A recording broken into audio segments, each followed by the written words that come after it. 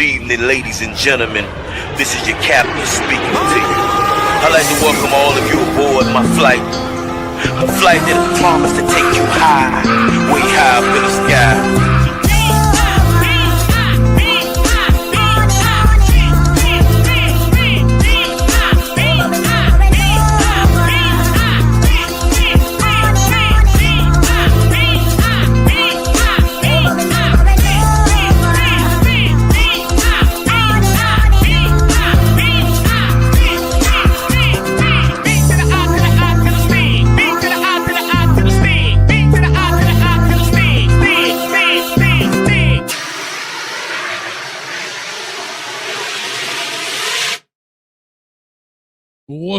What's up, Kane Nation? We back again off in this thing, man. We ready to rock and roll. We are ready to rock and roll. Put it in the chat right now.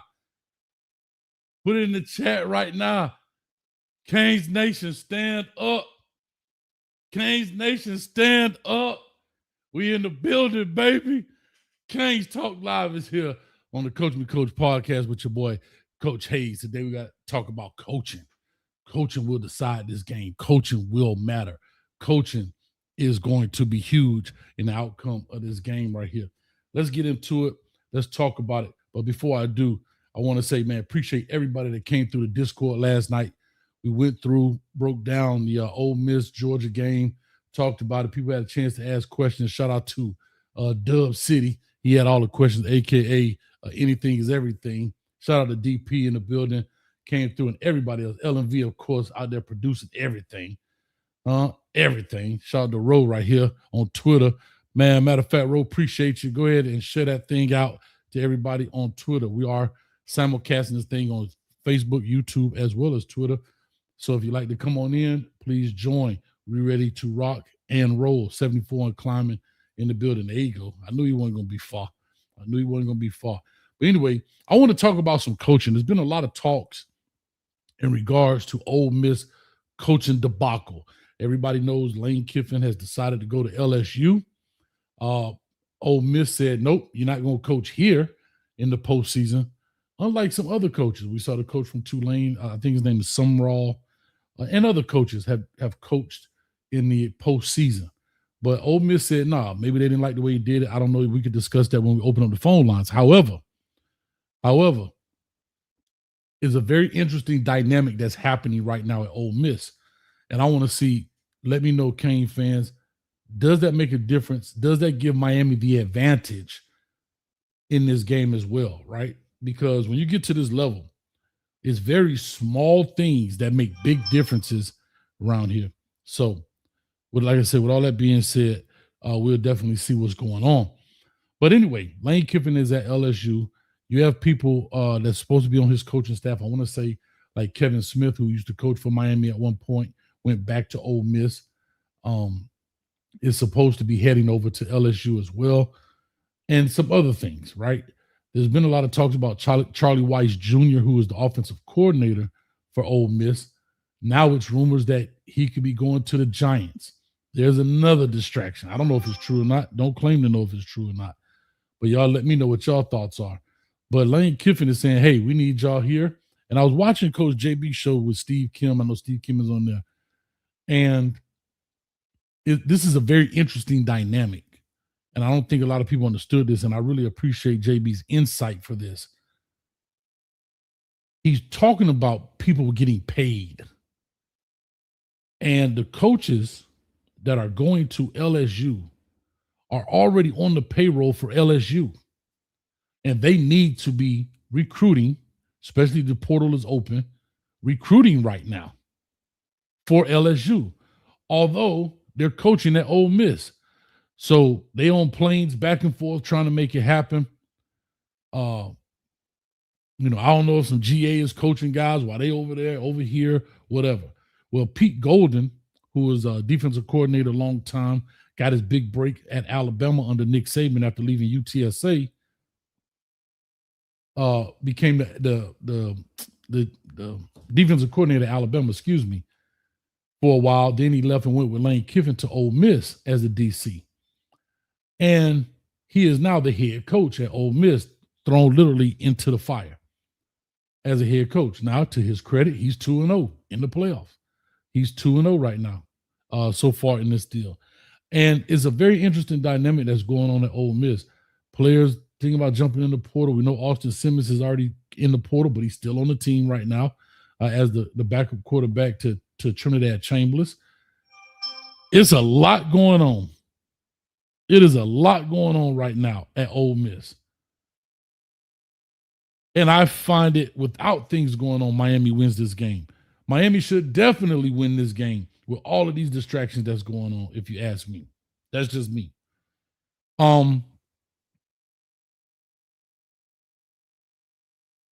It's not so much as plays as much as it is preparation, as much as it is the nuances. What is Ole Miss looking at when it comes to Miami? What has Miami changed? What has Miami done? What is Miami going to do? What is Miami doing personnel-wise? What is Miami doing formational-wise? What is Miami doing on the defensive side with blitz packaging, fronts, stunts, all of that kind of stuff? These are the things that make the difference when you're trying to prep for this.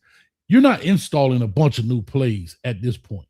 You're taking what you have and tweaking it and enhancing it, maybe putting a little wrinkle in it. But with all of the distractions that's going on at Ole Miss, does Charlie Weiss have time to really work those wrinkles out? Right? Does Kevin Smith, the running back coach, understand maybe the blocking scheme got to change just a little bit because of Ruben Bain and Akeem Mesidor? I don't know, but I know it's a lot going on right now over there in Oxford, Mississippi, if you ask me. Now, you can agree with this or disagree with this. That's okay, but I'll give you my take. And please let me know what you think. I know it's Canes, but I'm just, I love football, so I'm just going to talk some football for a second. I think Ole Miss made an emotional decision. And I know a lot of people don't like this, and I know Lane is not their favorite guy. However, if I'm Ole Miss, I personally would have let Lane Kiffin coach this postseason. And here is why. To get to the Natty is hard within itself. And the odds that Ole Miss makes it back here to this, even to this level right now, with as crazy as all the turmoil that's going on, it's going to be hard. If I'm Ole Miss, I'm the Brad, the brass, the president, the booster, the board of trustees, or whatever. I would have definitely let him coach, because at the end of the day, if we win it, that trophy remains at Ole Miss forever. The athletic director has a national championship under his belt, that president, whatever. And a lot of people say, well, coach, he's there. He's poaching the players. They're already poaching the players. This ain't like back in the day when you had to call an operator to get in touch with somebody and hope they home. You can be in contact with these guys all types of ways: Twitter, Facebook, YouTube, street agent. It doesn't matter. Lane could be poaching players right now. And let's not get it twisted. Players get poached all the time. You don't think that Brian Hartline is going to poach some Ohio State second or third string receivers to USF? You're damn right. Kurt Signetti is in the position he's in because he poached James Madison players to Indiana. Deion Sanders poached players from Jackson State. Hell, Mario Cristobal poached the tight end. What's his name? The ninth year tight end we had from Oregon. So people are going to bring guys with them, especially with the way the portal is open and you can transfer and so forth and so on. So what I'm saying is, if you were worried about that, then I think you were worried about the wrong thing. I think you made an emotional decision, in my opinion.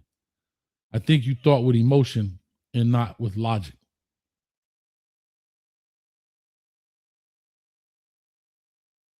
The second thing that I'll say when it comes to this, and we can actually open the lines right now, 862-799-9956. Let me go ahead and pop these up here, write this phone number up here now. Here it is right here. You call in and start building the queue. Oh, old man McCormick. See, LMV be on point like Stacey Adams. Huh? Luetta, how you doing? Here's what I'll say.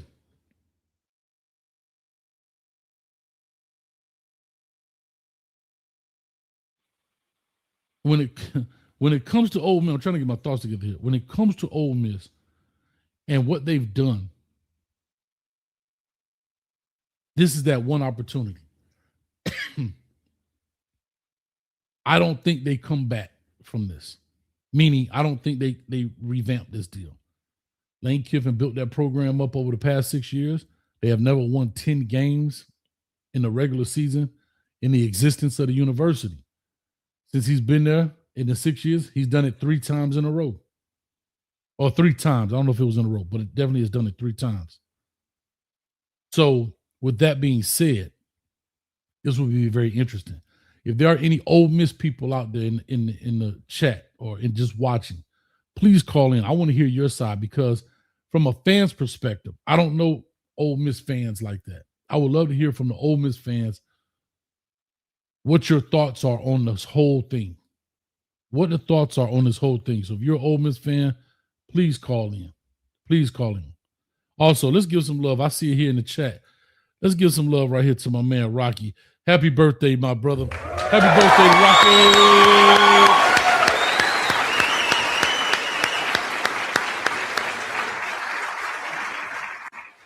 You know he old. He misspelled thank you. You know he can't see out of that bad eye. I know the A is right next to the S on the keyboard, but you know he like. Anyway, I'm just teasing. Happy birthday, brother, man. Much love to you, man. Thank you for always supporting this channel. That's my take.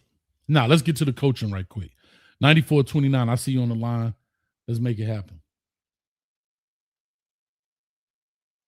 Even with all that being said, Charlie Weiss is going to coach this game, which I don't know if he is, but I feel like he will.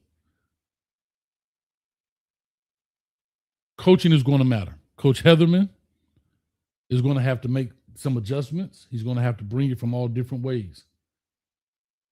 We're going to have to understand how to corral Trinidad Chambliss. And we're going to have to stop Lacey on the run. We were in the Discord last night talking about Lacey's vision and how good he is to cut those things back and make something out of nothing. The initial hole is closed. He bends that thing back, and back. Lacey can't hurt us if we don't have gap integrity, gap control, and do our job. He ain't all world. He ain't Barry Sanders. He ain't Walter Payton. He not Adrian Peterson. But in today's football, he is one of the top running backs in college football. 1,400 yards is not easy to come by. And I want people to understand this. 1,400 yards with a guy like Lane who likes to throw the ball around. I'm not sure if he's the number 1 rusher in college right now so far as yardage, and the dude got like 23 touchdowns. So he's definitely a factor. Trinidad Chambliss is definitely a factor when it comes to his legs. On the passing side of this, Corey Heatherman, we have to be able to teach plastic. We got to be able to teach. What I mean is when we're in the scramble drill, we got to be able to stick to our guy. Don't ever think the play is over. Their receiver, all of them touch the ball.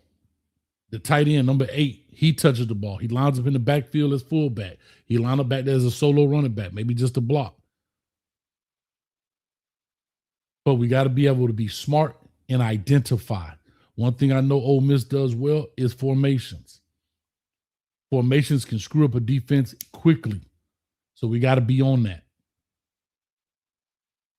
And to your point right there, Chris, yeah, Lane is actually very run heavy. He does. Now, he'll throw the ball around if he trusts his quarterback. But if he doesn't, I mean, we saw that with Krishan Junkins, and I forgot the other young man. I think both of them cats had 1,000 yards, or both of the running backs were very close. I think Jackson Dart's first year. So they're very close to either both having 1,000 or one had 1,000, one was like 900 and something. I think it was very close.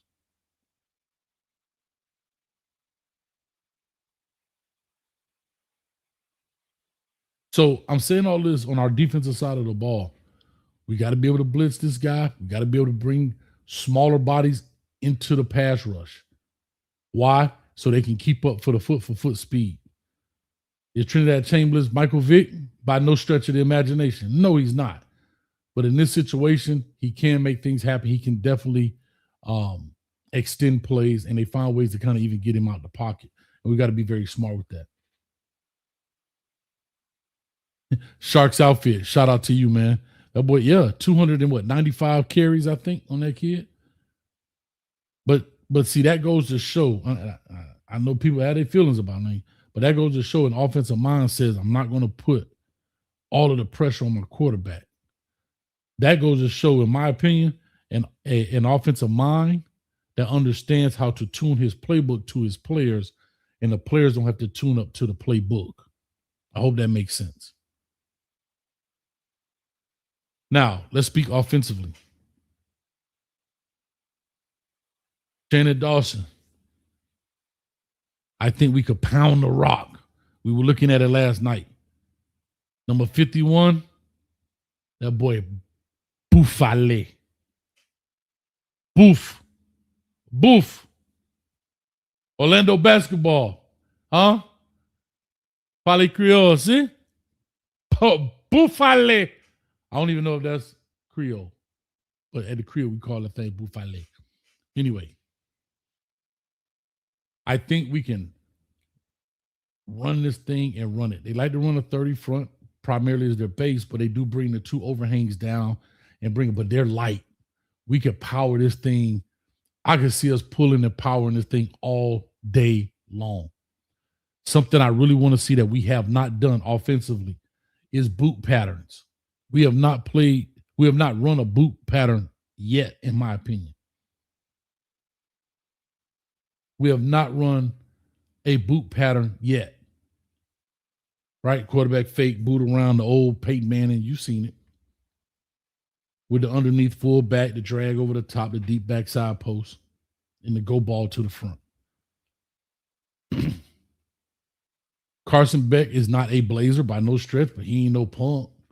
He can get you 2 yards, 3 yards out of that. That's 2nd and 7. I'm loving it. Might be 2nd and 5, 2nd and 6. These are positive plays. Is he going to Michael Vick it? No. Is he going to Justin Herbert? No. He damn sure ain't going to Peyton Manning it or Dan Marino it or Tom Brady it.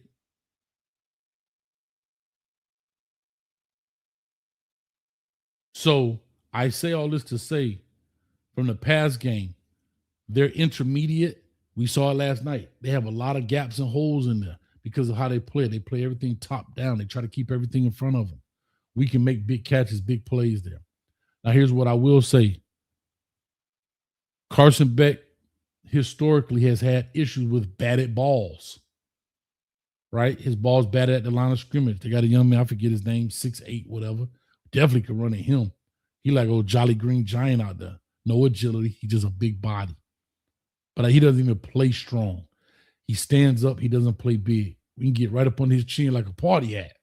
Shout out to Toby Nwigwe.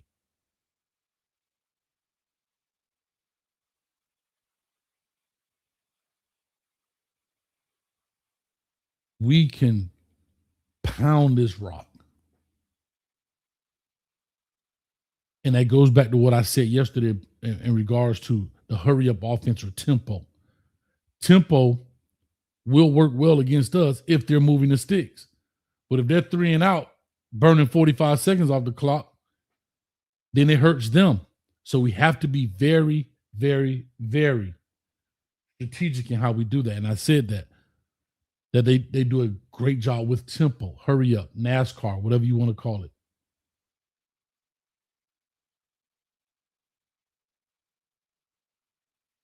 So that's something right there. 9429, I'm going to answer this question. I'm coming to you. Please go ahead and call in 862-799-9956. If you missed us last night in the Discord, you missed a treat, man. We had a good time. We definitely going to do some more of those. I can't do the breakdowns on YouTube. YouTube is getting more and more and more strict about certain things, especially these ESPN games that Disney, Disney owns ESPN. Disney knocking heads off shoulders. So we doing what we got to do to make it happen. Shout out to David Staples, member in the building. Hey, Coach, 2 questions. All right. Do you consider Ole Miss a power team or a finesse team? And how do does Miami avoid getting into a shootout with Ole Miss? No, I don't consider them a power team. I do consider them a finesse team. Even when Kejuan Lacey's running the ball, they ain't really killing it. They use power plays, don't get me wrong. but you don't see them just people grading. They're not people moving. They're not earth movers. Now, how do we avoid getting into a shootout? We got to get off the dang on field. We can't allow them to nickel and dime us. We got to make plays, make them play off schedule and play behind the sticks. They can't win first down. They can't win first down. You have to win first down. No more than a yard on first down, maybe 2, 2nd and 8. But if you can get them in 2nd and 11, 2nd and 13, then that's how you don't get in the shootout. Because now, like you said, they may panic. They may do something they shouldn't do. They may take a shot. We don't know. But that's how you typically don't get in a shootout with these kind of folks. All right? Appreciate that question, man. Much love. Yeah, I like it, DP. Carson Beck has enough speed to let you know he's from the state of Florida. That boy, Florida boy. All right? You ain't lied about that, Emmett. No lie there. All right, appreciate it. Hooroo the Guru. Shout out to oh my God. Drill blank, man. Soccer God. Studio One Live. I would sweep right, sweep left with Fletcher and Brown down the field back to back and see if they can handle that. Listen, I ain't wrong. I'm not mad at that at all, Studio. I'm not mad at that at all. I don't think they can handle. I don't think they can handle that kind of pressure. And the guys they have hanging off the edge, number 4, I believe, and number 15, they're a little light in the britches, as they say back in the day. E. Brown would say something like that. Yeah, coach, he's a little light in the britches. Shout out to E. Brown. I see you on the line, man.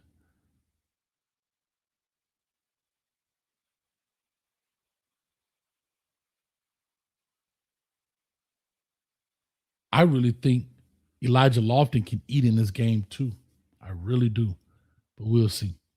Anyway, shout out to everybody. 9429. I've been teasing you. Talk to us, man. What's on your mind? Give us your name. Where you calling from?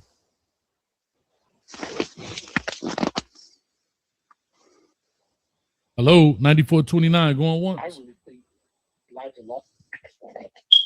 9429 going twice. Talk to us. What's up, buddy? Can you hear me? Hear you loud and clear. Hey, Coach Hayes. How you doing? Who are we speaking to? Can you hear me, Coach Hayes? I got you loud and clear. Talk to us, man. Hey, Coach Hayes. How you doing? I'm pretty good. What's your name, brother? Yes, sir. I just got two quick questions. And I'll let you get off. I'm gonna get off here and let you get some other people on the phone. Do you think we can stop do we think when they do high tempo with the Ole Miss high tempo? Do you think we should sub Bain and Mesidor out every so many plays? Yeah, but you got to be able to do it, right? You have to be able to do it. The thing is, especially with the new rule, if offense doesn't sub, then they don't have to wait. Okay, so I want people to make sure they understand that rule. If the offense subs, then the defense has an opportunity to sub. Ref will step in and stop the snap. But if they don't sub and just run that thing down the field, we're going to have to find ways to watch their pitch count, right? I don't know. Yeah, you got to play both of them at the same time, but maybe you may stagger them depending on how the game is going. You know, Ruben will get Bain play on first, second down. He on third and fourth because I know we drop Mesidor a lot into the zone. You know, I have to look at it some more to really say how you can use that personnel. But that is a great question and a great point.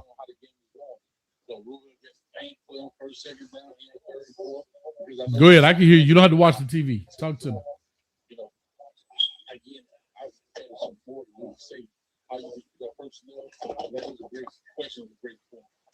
And last question is: do you think we see more trick plays with Malachi Tony? Yeah, I think you see having trick plays with Malachi Tony, throwing it in a reverse, maybe pass, like was double reverse in the pass. I'm gonna tell you this. I'm gonna tell you a secret. Now, what's your name, man? What's your name?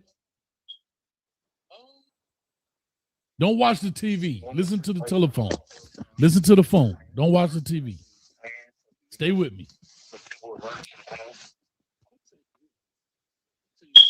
First time calling. Sean. I got you. Don't watch the TV. Listen to the telephone. Listen to the phone. Don't watch the TV.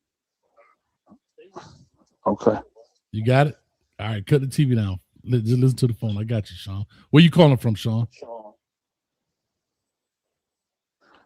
God bless. I won't take much of your time. I'm just having some issues with my phone No, connection. you good, man. Where you calling from?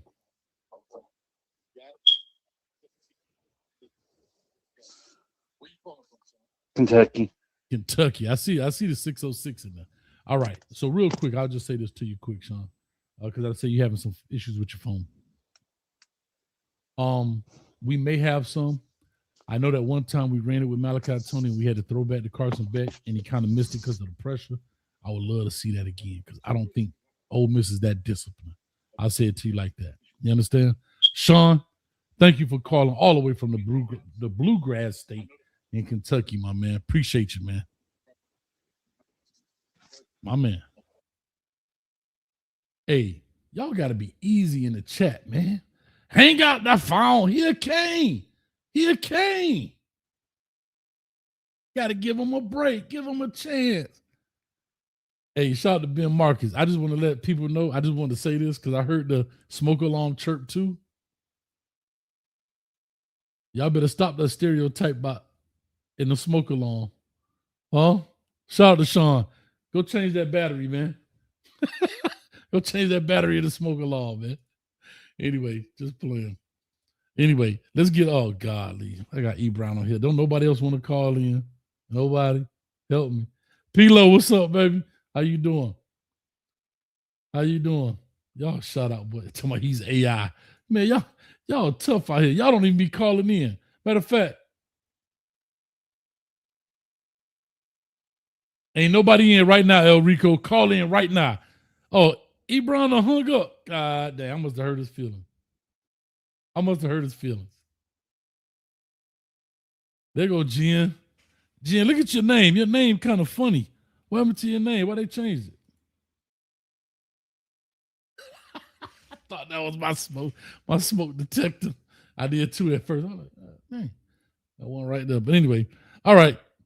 Oh, I'm gonna get you on E Brown. I got Big Mike from No Cackalack on the line. Big Mike, talk to us. Big Mike, talk to us.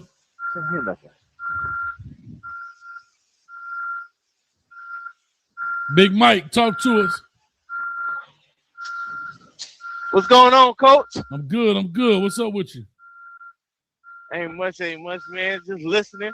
But I do have a couple of questions, man. I Okay. just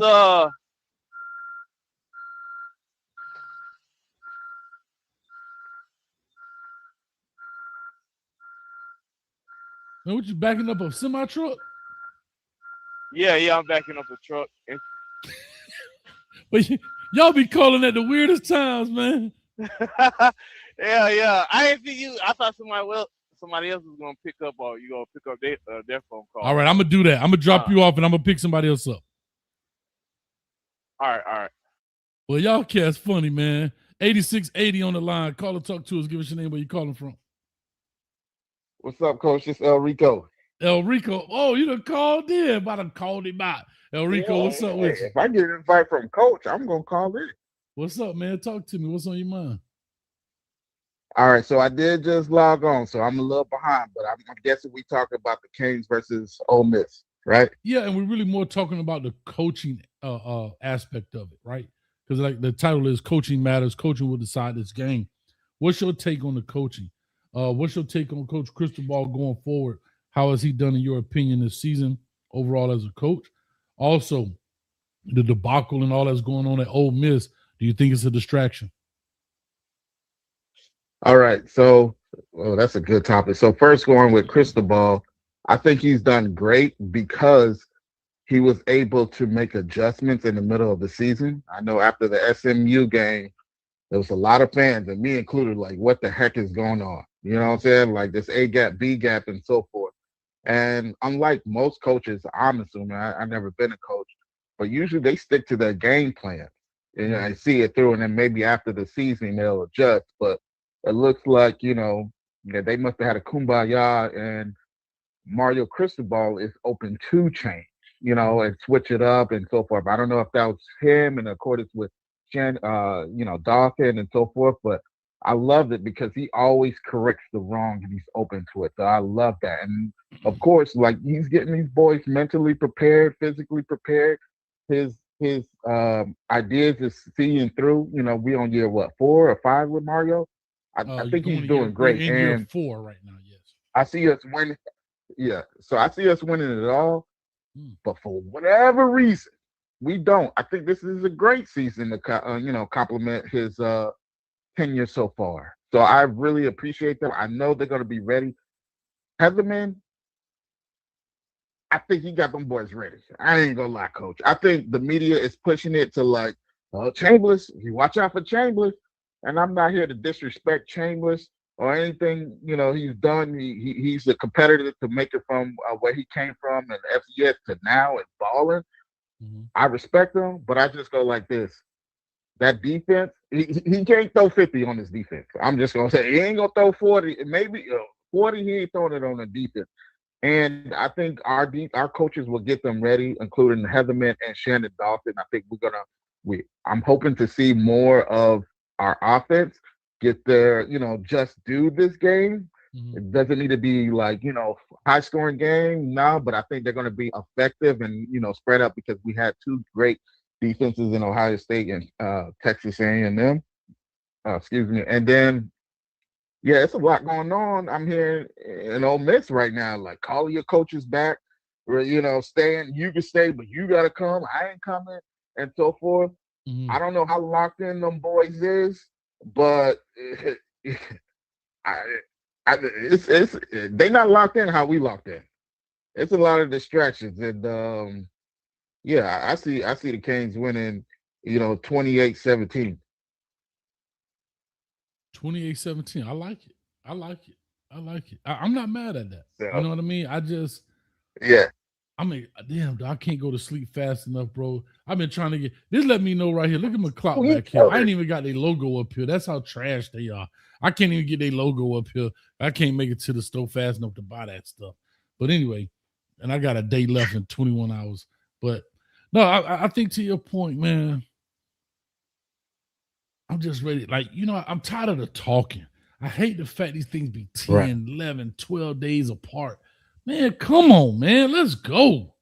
You know what I'm saying? Let's go.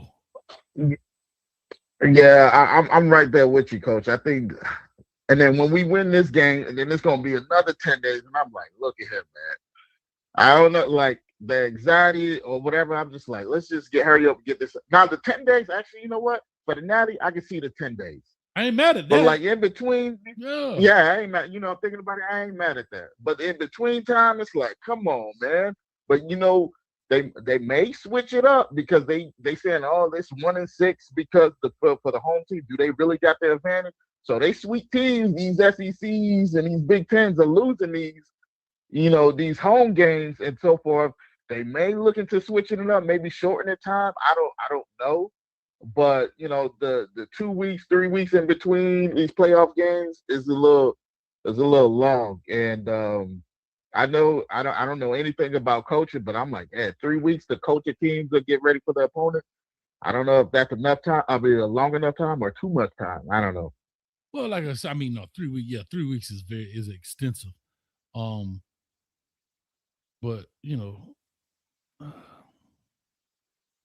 I'm just ready to go. I'm tired of talking, bro. I ain't gonna lie to you. I'm ready to get on here. Let's shake something. You know what I mean? Like, I'm just ready to shake something, man. I got a question, Coach. Talk to me. Who are you looking to have a breakout game? Lofton on the Canes, offense or defense? I've been waiting for Lofton to get busy all year, and this is a perfect game for him. I don't think their linebackers can run with him, even though he's a big guy. I think that we can create mismatches with Lofton, and we haven't seen him pop out. Now, I know a lot of people talking about JoJo, and I get it. I'm not mad if JoJo pop out, but your question was who would I? I think looking at their tape, that Lofton can sit easily in their zones. He can make big plays. I'm not saying he's going to have 700 yards and 10 touchdowns this game, but I think he can really pop off the screen, not only with the ball in his hand, but with the ball not in his hand. He can do a good job blocking, kicking cats out, and everything else. I've been looking for Lofton because, man, we were so excited about him last year coming in. You know what I mean? In the spring, playing running back, doing all those different things. And he kind of just tapered off. You know, I don't want to say he fell off, but he kind of tapered off. And so I'm excited for him, man. I'm excited for him. Let me push on to these other calls, man. We rock and roll. But go ahead. Go ahead, Rico. Give your last word. No, we're good, man. I appreciate it, Coach. And yeah, I'm gonna keep listening to the show. All right, my man.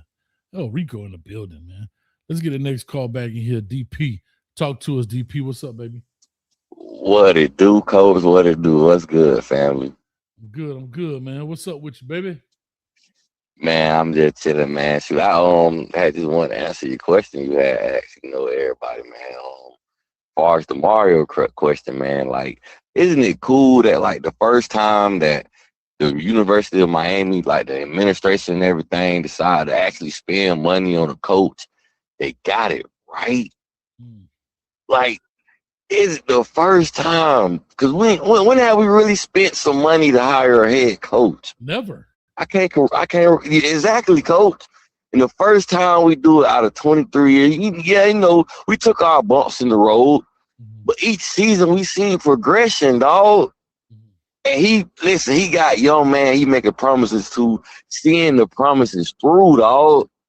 That means so much for this program for the future, dog. Now we actually seeing freshmen coming in fresh out the gate, making a statement. Dog. And you know what else funny to me, man? Like the Ruben Bain and Francis Maldonado story, dog. I remember when Ruben Bain beat Maldonado in high school when Miami Central went to IMG. That's right. And them boys was going at it. Coach. Yes, sir. And now them boys finna be able to make a legacy at the U, Coach. Them boys came in together and set the tone. Man, shout out to every one of them young man that gave Mario Cristobal a chance, dog. Shout out to them, man. And no, this is not disrespect to any young man that did give him a chance, but I'm giving the flowers to the young man that did. Because they didn't have to come here. But they believed in Mario Cristobal, and guess what? They got a chance to play for a national championship. Ain't that something? All we got to do is execute, Coach. Yes, sir. That is something, dog. Listen, to your point, DP, and one thing I say, you've always been on the positive train when it comes to Mario Cristobal. I got to give you your credit, your flowers, and your love for that, bro. Yes, sir. But that's real, though. You know what I'm saying? And to your point, I'm glad that this is happening so the people at the University of Miami in the future understand why it was important to spend money. Oh, thank you, so man. They understand. It's not because what people have to understand, I'll just say this quickly, I'm going to move on, but yeah, ain't no thing, Coach. No, you're good. There were different arms races in college football. The very first arm race was the uniform thing with Oregon. Remember that? Everybody had to get alternate uniform. That was the way to get recruits. Then it became facilities arm race. Everybody got to spend money. We need $700 million facility. LSU got sleep pods where you feel like you're out of space floating and out of. You got to have 100% oxygen in your dorm room. You got to have holographic machine. That was the arms race to get recruits, right? Then the next arm race comes what? You know what I mean? Talking about garnering recruit. What was the next one? Paying those coaches, getting the big name coach to come in, the NFL guy, keep that coach around. That was the next one. How do you win? Pay the guy. And now the new one is NIL, and you still got to pay the coach, but NIL. So if you look at everything that goes, the uniforms, you still see, unless you're just like an Alabama or a Penn State, or you very rarely see alternate uniform. But for the most part, everybody got alternate uniforms. Everybody has that. That's a staple now in college football.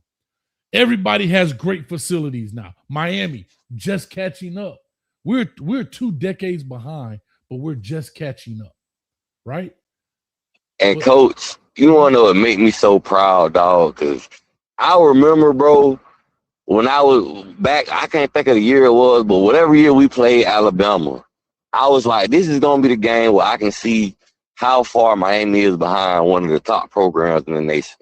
And coach, it was a wake-up call, coach. Yeah. We were so far behind. Can I tell you? But look what we had now, dog. Competing with the big dogs, knocking off some of the big dogs. No, but the job ain't done, baby. The job ain't done. No, 100%. And then, like you said, you want to talk about behind? I'm talking about, I used to go to University of Miami, bro. And I would go to places like Tennessee and Alabama and Rutgers. Rutgers, bro. This when Greg Shannon was there the first time. He was putting, I want to say it was an 80 or 70 or 80 or 90-yard indoor. Listen how long ago, the early 2000s. Like a 90-yard stretch of turf down the middle of the weight room they were building so they could run the 40s. That was 20 years. Man. That was 20 years ago. Creative. Go to LSU, they got the top. And Nick Saban at LSU, top-notch everything. Man, Miami Hurricanes still got, you know, the roof that be in office buildings at schools, got the little brown leaky spot stain. We still had that crap, bro. It was so bad. Yes, man. It was so bad. But yeah, man. And I just so thankful Mario told him, hey, man, I ain't coming unless I get this, and that. Because it'd have been crazy. He would have just came and ain't getting no kind of promises and no money with it. Then we probably been still looking foolish. Yeah.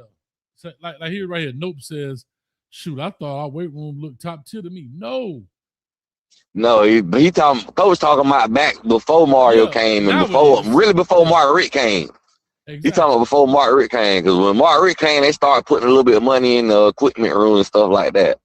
Bro, when I tell you some of these weight rooms, bro, I go to Michigan. You don't got to go outside and find a hill. They got a 2-story hill in the weight room. You can run up the hill in their weight room. You on the second floor. You got to run up the turf hill to the second floor. Oh, that's gangster. That's in the weight room.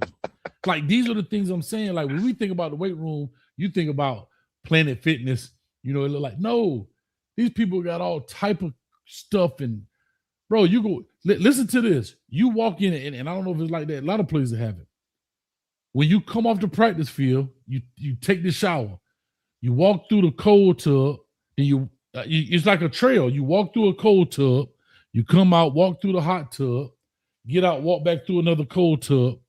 You don't just sit in the garbage can. You're not used to sit in the garbage can or the tubs outside for the cold. No. Yeah.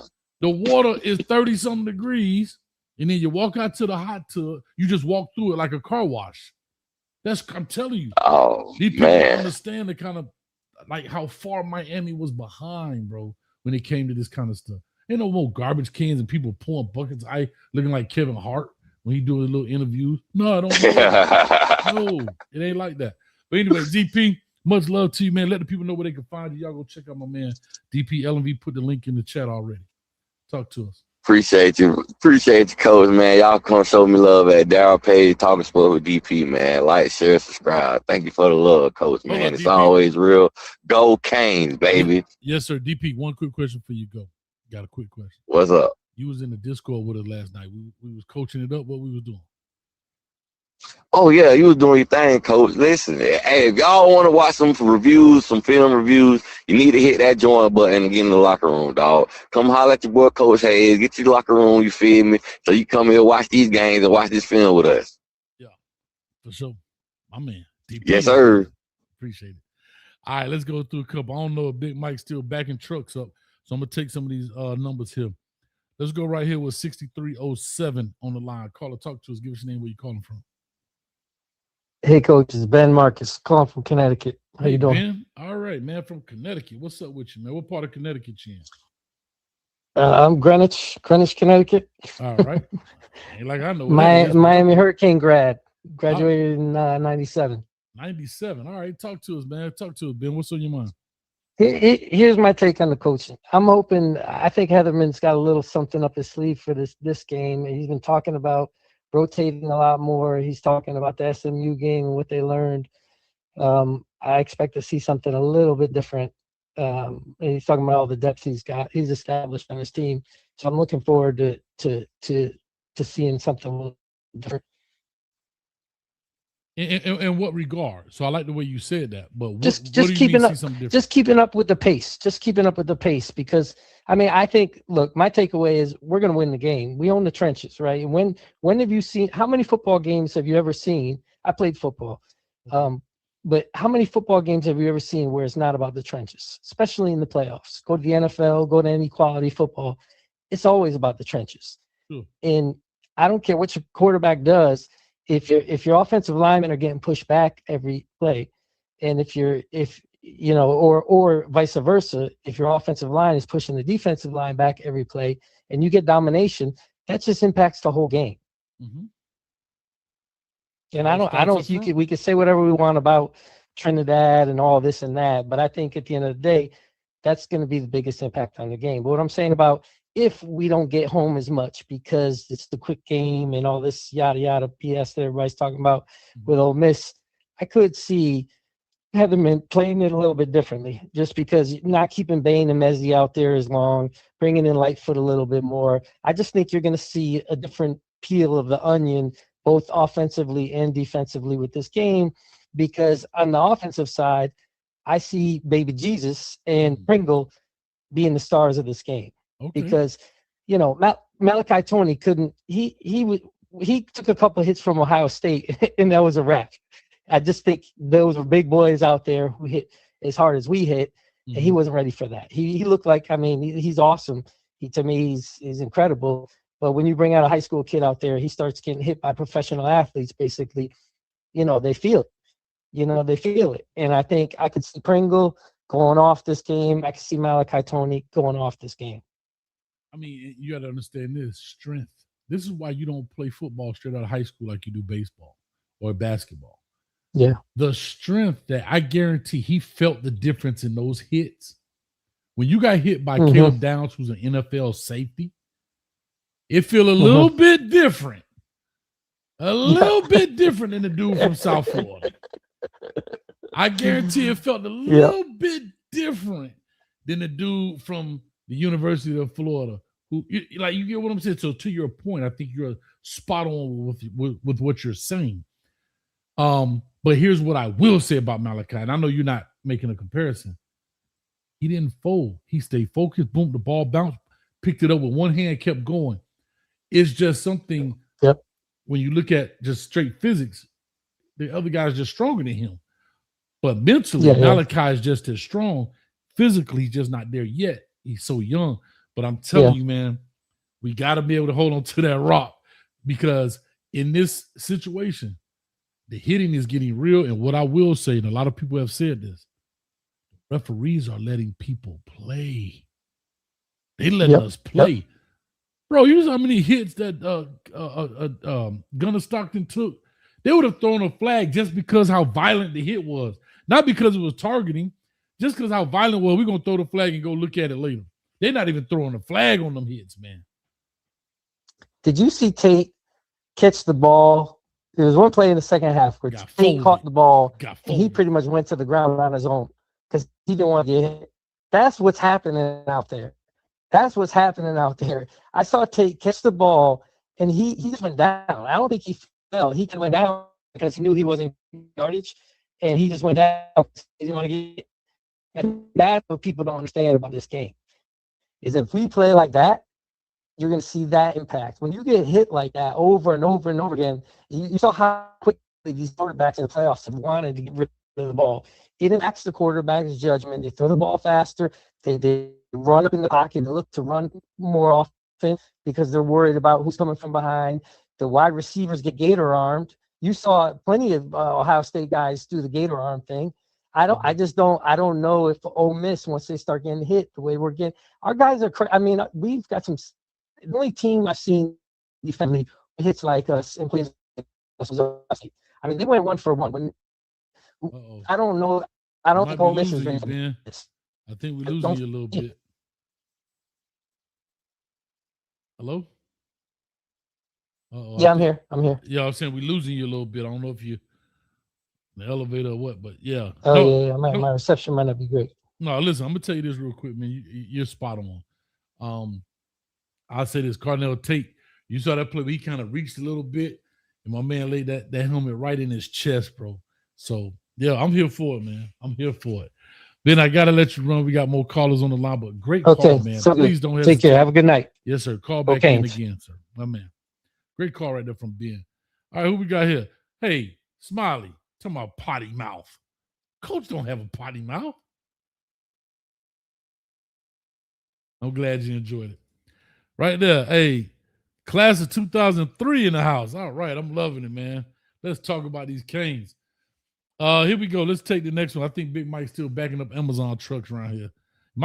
He might be driving the Miami Hurricane equipment truck right now to Arizona. That's what he might be backing that thing up. Here we go. Back that thing up like Juvenile. 4782 on the line. Call or talk to us. Give us your name, where you calling from. 4782. Coach. Yes, sir. Talk to us. How you doing, Coach? I'm good. Who is this? Man, this L, man. Miami Hurricane finest. Okay. I love you, Coach Hayes. I appreciate You're the it. real one. Thank you, man. Listen, I watch you all the time. Man, you coach everything down south, man. You hear me? I appreciate that. And I ain't saying this to say it. Coach, I'm going to let you know I know who you is. Look, Timmy. Oh, little Timmy. So you know, I know. That's right. Look, Tim. Ain't no little Tim on Miami right now. No, sir. Man, look, Coach, you the real one. I watch you all the time. And you know that front line and that D line is everything. But you always talk about physicality. That's everything, man. We got that, Coach. For sure. We got that. I love what Cristobal said. He said, we ain't back, we here. So, Coach, man, you the real deal. Because you don't fake, you don't talk about nothing. When you said this is what it's gonna be, this is what it is. When we did have Cam,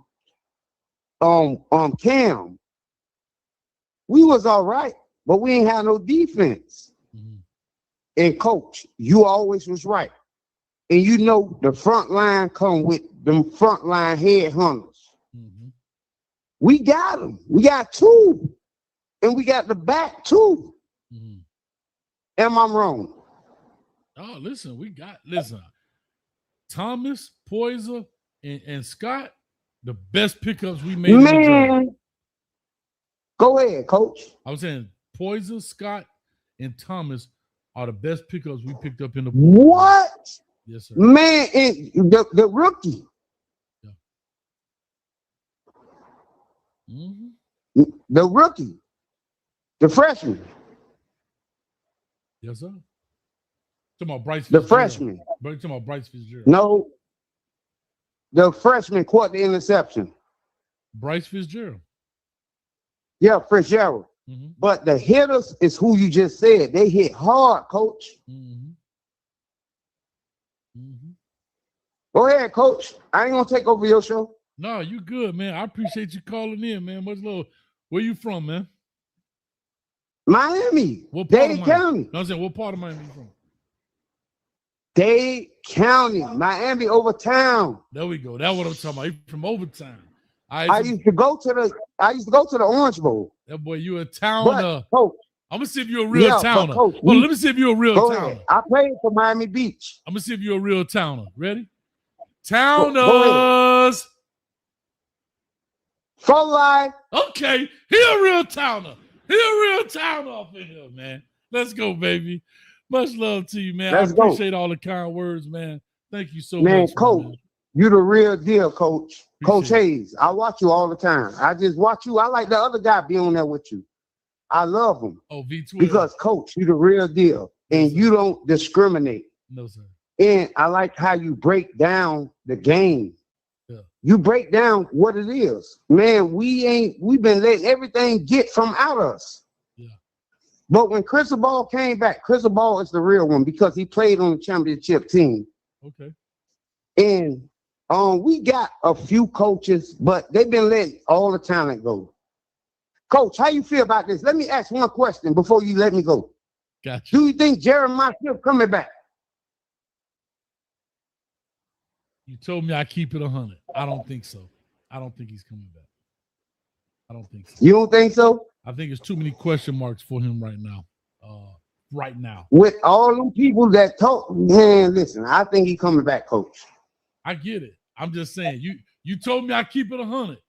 I may be wrong. I know you keep it 100. I may be wrong, but I think there's a lot of question marks for Jeremiah Smith coming back to this team. I wanted to ask you that. I'm just saying, but I'll just answer this real quick. Hold on. You the real deal.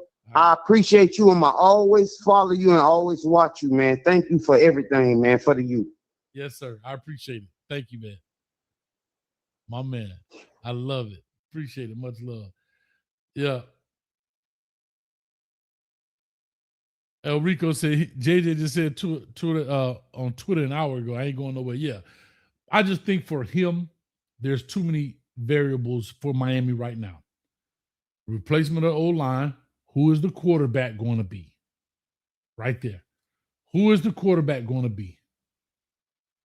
I think that's the biggest thing right there. Who is the quarterback? Right? Right now, we don't even know. Even as Cane fans, we don't say, okay, Carson Beck leaves. This is the guy in line. So I don't want to down the show. I don't want to change the mood. But to answer his question, that's where I am right now. All right, Big Mike say he good. All right. Big Mike, talk to us, man. What's up, buddy? What's going on, Coach? What's up, man? Ain't much, man. Sorry about that, man. Usually I'm on hold for a minute, so I figure I'll move a couple of trucks. Nah, you good, here and man. there. You good. Hey, so let me ask you real quick, Big Mike. How does it feel hauling the Miami Hurricanes equipment in the big hurricane truck, taking that thing all the way to Glendale, Arizona? How it feel backing that thing up in the stadium? It feels great, Coach. It feels great. I'm honking a horn every time I pass by a truck. Bum. Talk to him, man. What's on your mind, Mike? Yeah, man, Coach, I just had a couple of things, man. Man, you know I love that battle cry of burning the ships. Yes, sir. But we done already burnt them. What's the next cry, man? What's the next inspiring words? You know what I'm saying? Because I had found some ones if you have it. You know what I'm saying? We got we burned the ship. Hold on. I'll let you create that, but I'm gonna tell you why I only need burn the ship. When you burn the ships, and for those that miss, meaning burning of the ships means that we're at the point of no return. We're eliminating ways out of this. We're either gonna perish in this path to victory, you understand? Or we're gonna conquer and be victorious. Right. How I look at this is that we have landed in a place where we've never been before, and we're constantly conquering new territory. That's how I look at it, right? Texas A&M was our first territory. Now we're moving on. Ohio State was the next territory. See, there's a lot of territories on this island, but we got to conquer them all in order to be the king of the hill, if that makes sense. So there's no other battle cry. We always burn the ship. There's no point of no return, because if we don't conquer everything on this island, we will perish, because they'll come together and get us. You understand me? So that's where I am. But go ahead, please give us what you got. Yeah, man. I just figured, each battle brings new challenges. So, it's something new. You know what I'm saying? Like, let them remember this day. You know what I'm saying? Or write our names in the history. Mm-hmm. Or we do what we do now echoes forever. And the last one, we burned the ships. There is no retreat. Victory is our only way home. I like it. Well, it sounds like you trying to get your natty speech together, dog. What's up? What you doing? I'm trying to tell you, man. I think trying to tell you. Did Coach Cristobal call you and say, "Hey, man, I need a pregame speech"?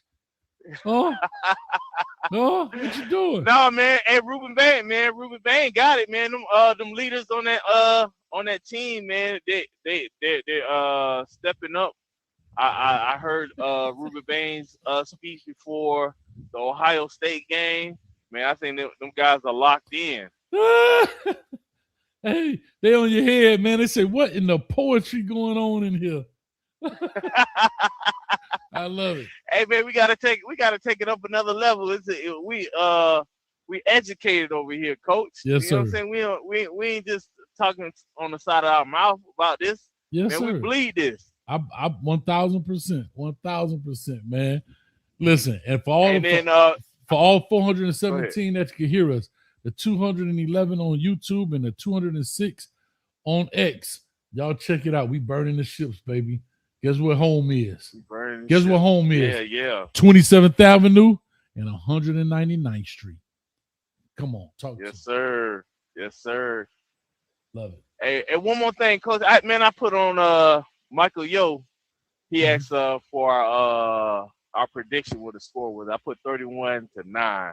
Man, somebody said I was crazy, but our defense haven't allowed a score in the first half in the past 2 games, and I think that trend is going to continue even in this game. You know what I'm saying?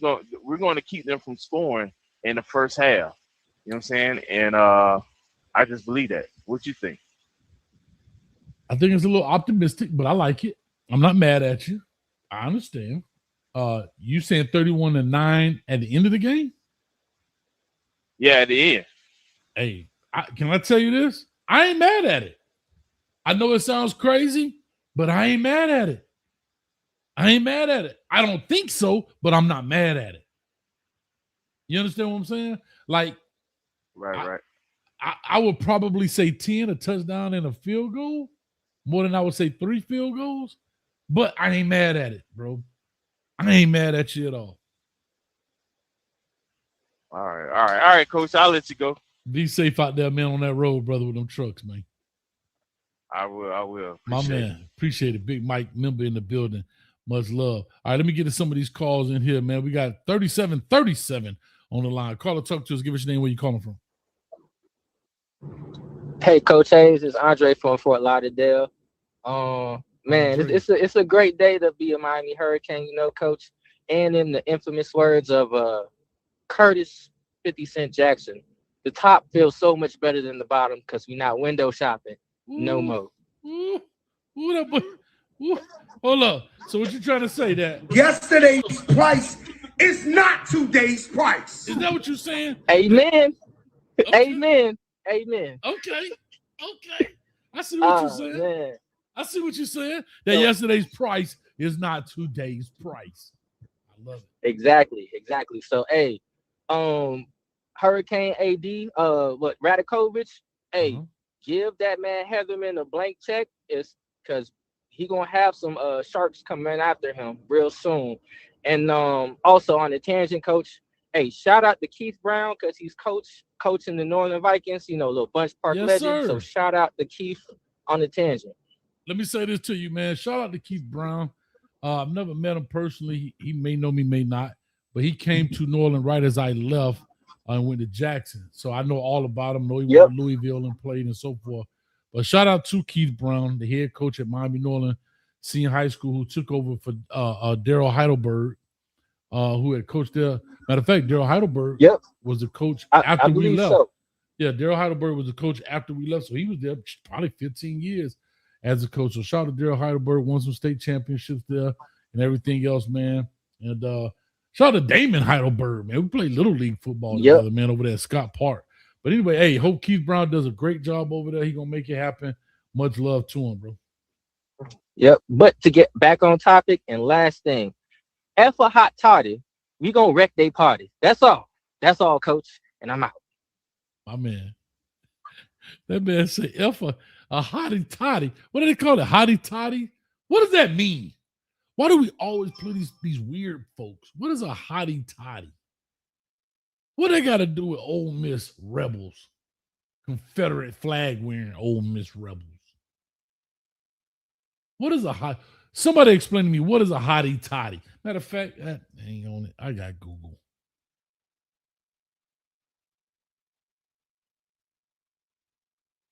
I don't even know how to spell that crap. This is going to be something stupid. Watch this. Man, get that crap out of here.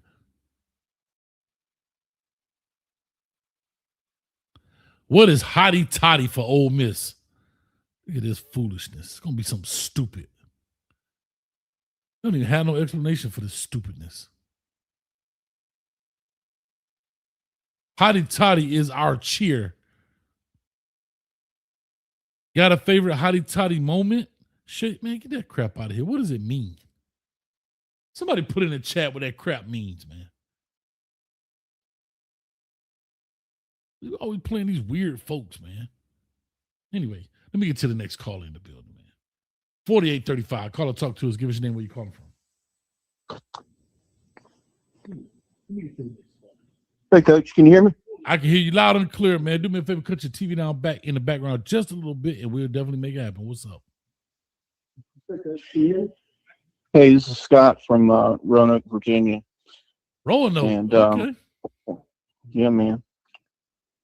Wanted to see what you thought about Damon Williams, and if you think he might, there might be a connection there. Just saw that he entered the portal. Damon Williams? From where? Where's Damon Williams From Washington. Well, what's his history? I know Damon Wilson jumped in from Mizzou. I don't know Damon Williams. Let me see. I'm trying to pull it up right quick. I know Damon Wilson entered the portal from Missouri. Damon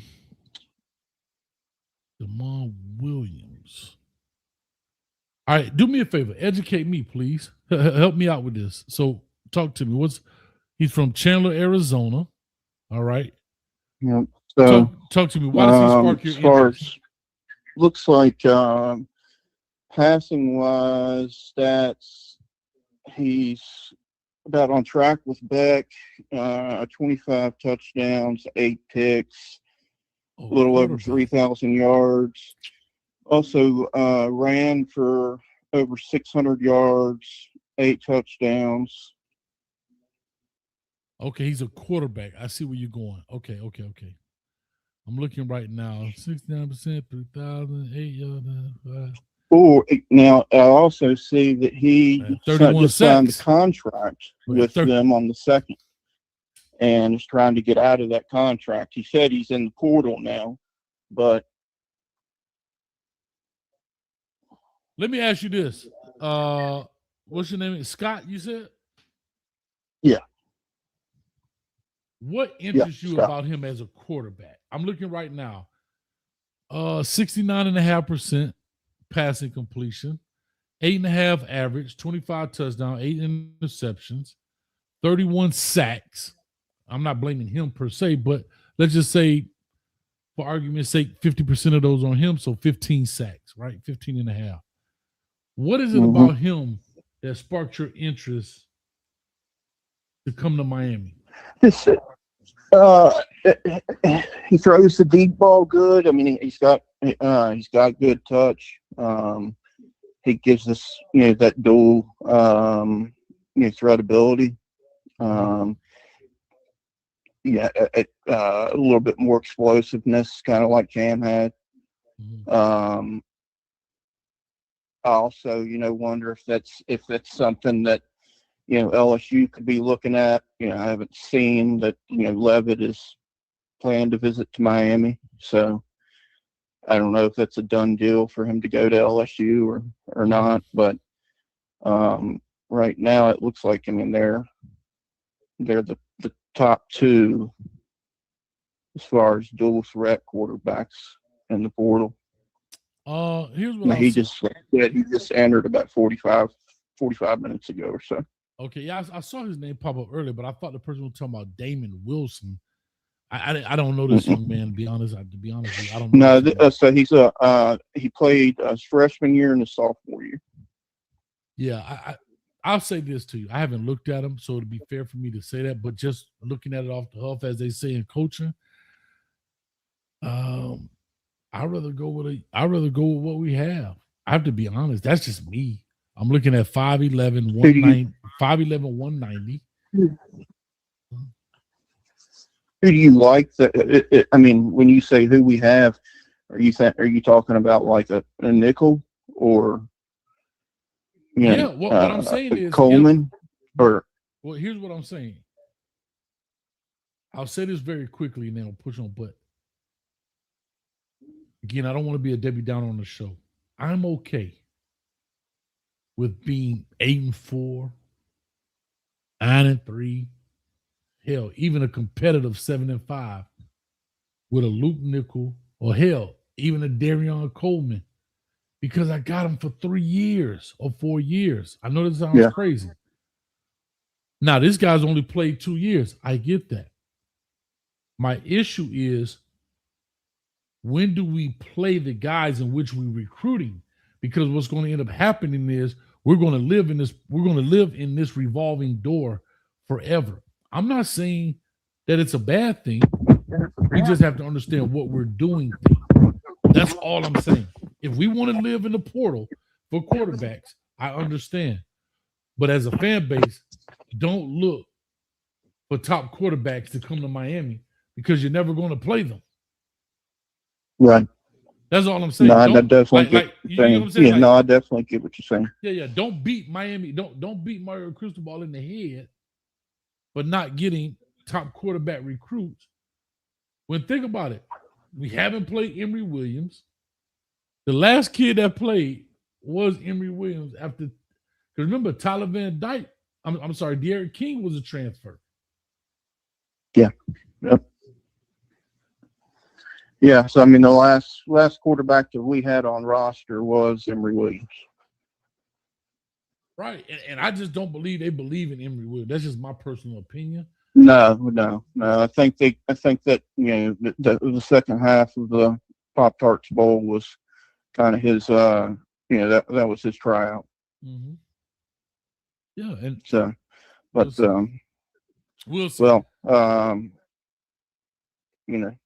let's concentrate on the next two, or Thursday. That's right. And next then two. we'll see where we go. Bro, can I ask you a question, Scott? Where are you from? Where are you Yeah, from, man. Scott? Where are you from? Roanoke, Virginia. Roanoke, you did tell me that. I went to school at Hampton. Yep. So I'm in Hampton, Virginia. You see the flag. Okay. But 3 hours. Yeah, I've run through Roanoke a few times in my time in Virginia, in the Commonwealth state. Here's what I'm going to tell you, though. How excited are you for this game, Scott? God damn excited. I'm so excited, bro. So excited. I'm fired up, man. I was around when we won our last one, but I've got a son who's pumped up. This will be his first one. He's a junior at Roanoke College and excited to see it happen. That's good, man. Well, man, I love it. We're gonna make it happen, man. We're gonna see what's going on, man. My brother. Thank you, Scott, for calling. All right, Coach Hayes. I appreciate you taking my call. Anytime, bro. Anytime. Shout out to Scott in the building. All right. 94-15, then we're gonna get to Chris Kane. I mean Sugar Kane and Chris Kane.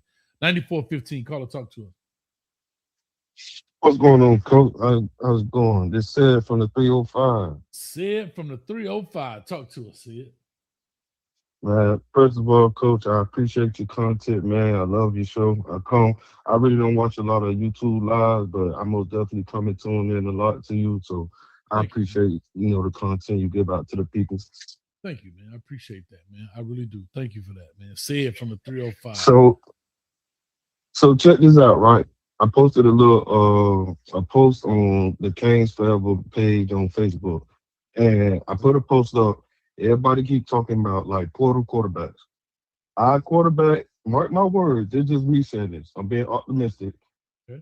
DC, Darian Coleman, that's my man. That's my main man. He gonna have that Malachi 20 effect. I promise you. Okay. What you feel about that?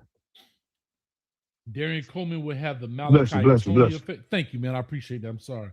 Malachi will have I'm sorry. Darian Coleman will have the Malachi Tony effect. Yes, most definitely. Straight out of high school, I trust him. I think he's gonna get it done. I think he's gonna shock a lot of people. Like, we so worried about these transfer portal quarterbacks. I really feel like he's gonna make a difference. I feel like he got it in him. Here's what I'll say. The ceiling is high for the young man, but what I do know about this game, Pressure is real. Not saying that he can't handle it, but it's like anything. All levels of anything, first time is rough, right? First time he goes out and plays at Pop Warner. First time, and I'm just using Darian Coleman as an example, but this is for any quarterback. The first time he goes in to play at Jones High School, which I don't think that's where he started. I think he started over by Lakeland somewhere. I had his dad and his trainer, Balin Trujillo, who's a big Miami Hurricane fan. Coming into Miami, there's always a learning curve, right? There are very few quarterbacks who come in as true freshmen, and are dynamic. I'm not saying he can't do it. Hell, prove me wrong. I have no problem with being proven wrong. But when you go look at a Trevor Lawrence, he came into a great situation, but he also didn't start right away. Right? He played over Kelly Bryant. I mean, as it went on, but he wasn't the man straight out the gate. But when he did, he was in an awesome situation. They were already established, right? They had shown that they had been established through quarterback. Taj Boyd, was Deshaun before him? Yeah, Deshaun Watson and so forth. Kelly Bryant. So the culture had been set from a quarterback perspective. Now take those same people, Caleb Williams, Trevor Lawrence, Cam Ward. What do they all have in common? They weren't pretty good their first year in the NFL. It's a new level, right? Because they're not surrounded with a bunch of talent. I'm just saying this to say, I'm not saying that Darian Coleman won't be great, but I wouldn't be Coach Hayes if I said I thought he would come out here and just blow it out the water his true freshman year, because that is so hard to do. There's so much football he has not seen. And that's not, we're talking about Darian Coleman, but you could insert name here and bring that up for anybody unless he's surrounded by a gang of talent. Now, if he's surrounded by a gang of talent and he just got to plug and play, then he'll be successful. You understand? Especially if you got a good running game, you can take some of the pressure off of him.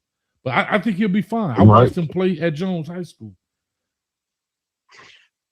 So, okay, I think a lot of people talk about his height. You think his height really gonna be a bad factor? Because we do have a tall O-line. We do have a pretty tall O-line. So here's what I'll say: height. I am a guy that's big on size. I can't lie to you. I would be lying to you if I was a guy that said, "Hey, size don't matter." Yes, it does. Yes, it does. Size does matter, because if I got a 5'8" dude that got the heart of a monster, but I got a 6'5" dude that got that same heart of a monster, now it's just about physics. Oh yeah, you're gonna go with the size. Come on. Makes sense. Definitely makes sense. I get that. Definitely makes sense. However, today's football is a little bit different when it comes to quarterback. You don't have to be 6'5", Dan Marino, Tom Brady's. You don't have to be that guy. Right? It helps to be that guy. Don't get me wrong. It helps to be that guy. But you don't have to be that guy to be successful. Hell, look at Trinidad Chambliss. Right? Yeah. Perfect example right there. Right? And he in the Final Four. So I'm cool with it. Okay. Well, I really wanted to shine some light on my boy because I just wanted to get your opinion. You very locked in, so yeah. you know a little bit more. You had firsthand experience with coaching and everything. But what I'm ready for my boy Irvin to take off that belt this Thursday and get a belt to ass. You hear me? There you go. Where my belt at? God dang it! I left my props. Oh, you left the belt? Oh, you can't need a belt. I'm gonna have it tomorrow, and I'm definitely gonna have it on Thursday because I'm going ham on Thursday. Man, I might take off Friday and the rest of next week. Hey, turn up time. Hey, look, I appreciate you having me on the show. I know you got a lot of callers in line. Yeah, we good. Let's get ready for this win, baby. Let's do it. All right, Coach. Have a great night. You too, man. Appreciate the call. All right. Let me get Suge Kane in the building. Then we're going to Chris Kane's for life. Suge, what's up, baby? They gambling, coach. They in the gambling They house. gambling. Who in the Hey, gambling they house? gambling. It's listen, it's over with. Who in the It's a wrap. gambling house? I want to know. I told you we was gonna win the natty. Mm-hmm. Everybody thought I was crazy. Go back to the old video. I told you I was gonna win the natty. It's over with. It's a wrap. Okay. That boy gonna be running for his life. Mm-hmm. Yes, sir. What's that that Roots theme music? That's what's gonna be playing. You hear me? All down the sideline. It's over with. Say it again. Ooh. 31-17. Hold on. Say it again. 31-17. Ooh. Say it again. Yeah. What is that? I can't do the violin. What is that, dog? Hold up. I got the violin. Hold up. Yeah.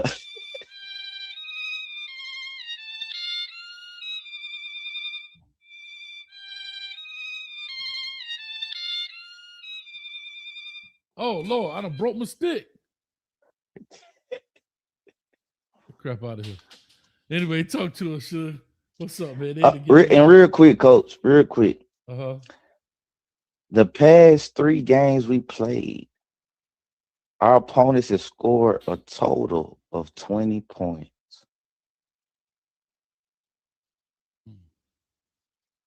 Let that sink in. Sound real good. 20 points. Then, coach, we got to look at body language. Y'all just gave y'all coach a Gatorade bath. They jumping up and down like they won a Super Bowl. We just walked off the field. Who that is? And Mike Irvin put built ass. Talk to him. That ain't so. Only thing, and y'all might disagree with me, and I've seen this in the Georgia-Alabama game in the national championship. Only thing I disagree with in that game, I feel like Jacoby should have ran that back. No, Jacoby. You don't think so? Thomas?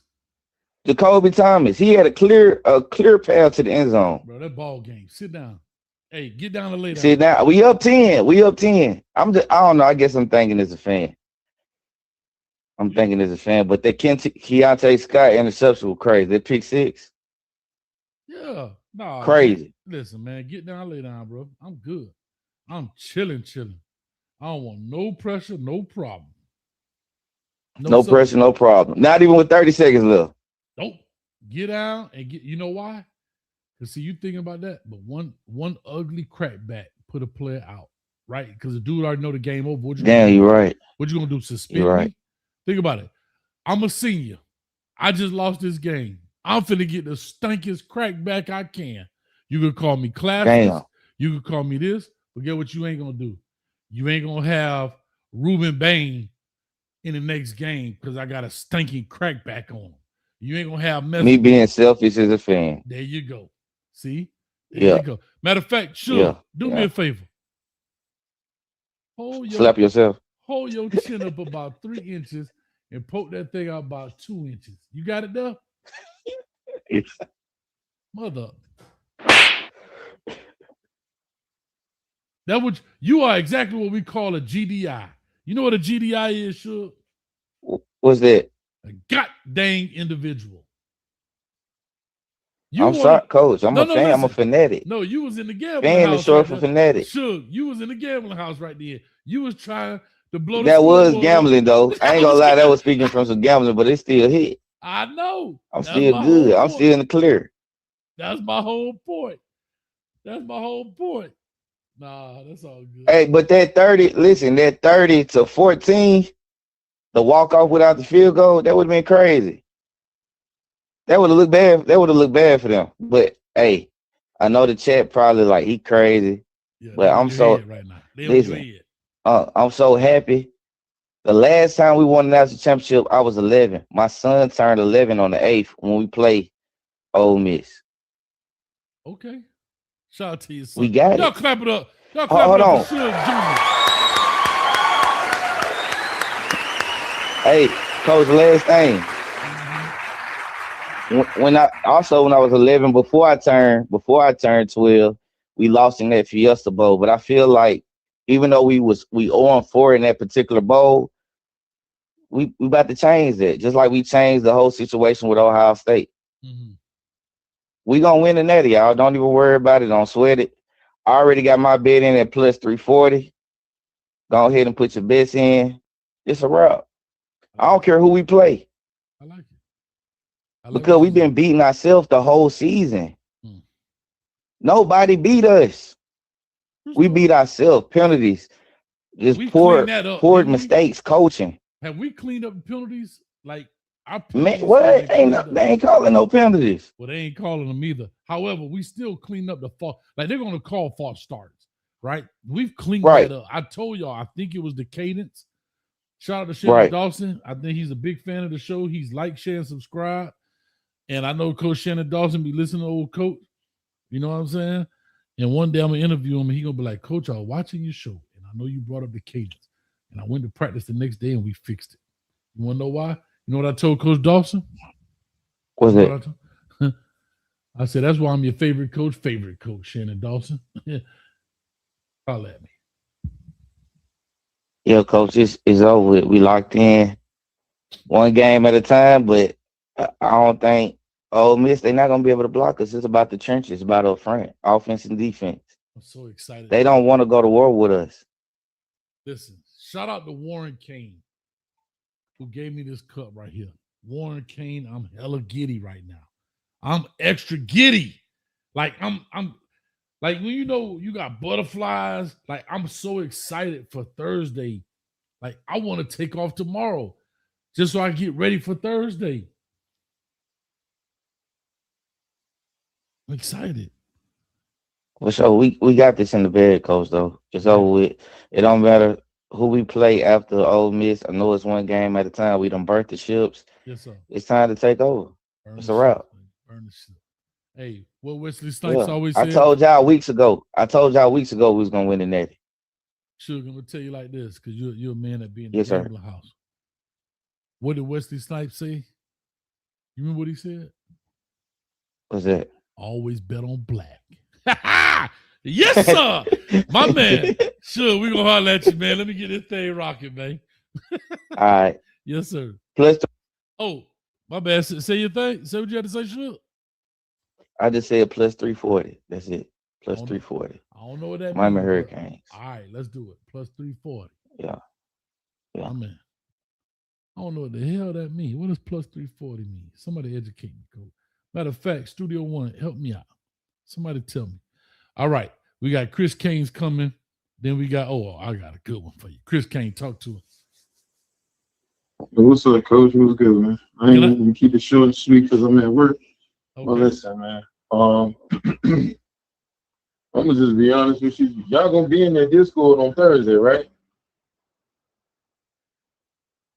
Of course, yeah. My bad. I had some cane. I had some cane juice in my mouth. Oh, all right. Yes, sir. Yeah. The reason being is because I'm gonna be at work, but whatever the case is, but I'm gonna be in that Discord, so I'm gonna be waiting on that joint. But I'm telling you, dog,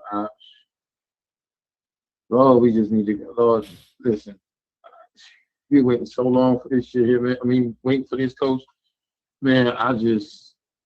We just got to be ready. Just get ready. Everybody's sitting there talking. Oh, we don't think that their defense is gonna do the same thing. They ain't learned from Texas A&M. You ain't learned from Ohio State. You still talking that noise. You damn hot toddy having answers. So whatever that crap is that you were talking about, I thought it was some hot tea and liquor. That's what I thought it was. But I guess that ain't what it is. But I'm gonna just tell you like this, Coach. We've been waiting so long for this. And we are the first team, I believe we are the first team in Florida out of the big three in order to go to playoffs. Am I right? I think we are. Playoffs? Yes, because Florida State didn't make it. They took him out because of the quarterback. I heard Travis Jordan. I think because remember I think they first run. I think Florida State was one that made it. I think back in 2014, but they haven't done the playoffs like this. Right. Like this, like with the 12 teams and stuff like that. Now, we the first ones to make it out of the big three. Mm-hmm. But Coach, I'm ready for this, man, because I don't know what production gonna look like. I don't know what the pounds gonna look like. I don't know what any of this product gonna look like on Thursday night. Mm-hmm. But all I know is if I come, if I come to damn work. But all I know is I'm ready for this to happen Chris, because it's been so long since we've been promised, Chris. bro. Hold up. You mean you gotta work? You gotta work on Thursday night? Yeah, I'm on swing shift at the plant. I'm on Tuesday, Wednesday, and Thursday. Now it just happened to fall that way. But here's the good part about that though. On the 19th, I'm off. No, hold on. That's when the natty is. You say you on a swing shift? Mm-hmm. You need to be swinging on your supervisor for making you come to work like this. Mother, you know the Canes play? This is a national holiday. Ain't nobody working. Facts. Listen. Facts. But it's all good though, cause no, it ain't all good. It ain't all good. You better go to work. I'm gonna give you a hint now. You ready? What time you go to work? What's up? I gotta be there at 6 p.m. from 6 p to 6 a. Oh, that's perfect. You said it perfectly. 6 p to 6 a. You let it go from 6 p, if you know what I mean, and 6 a. I promise you they'll let you go home. Listen to what I just said now, Chris. Mm-hmm.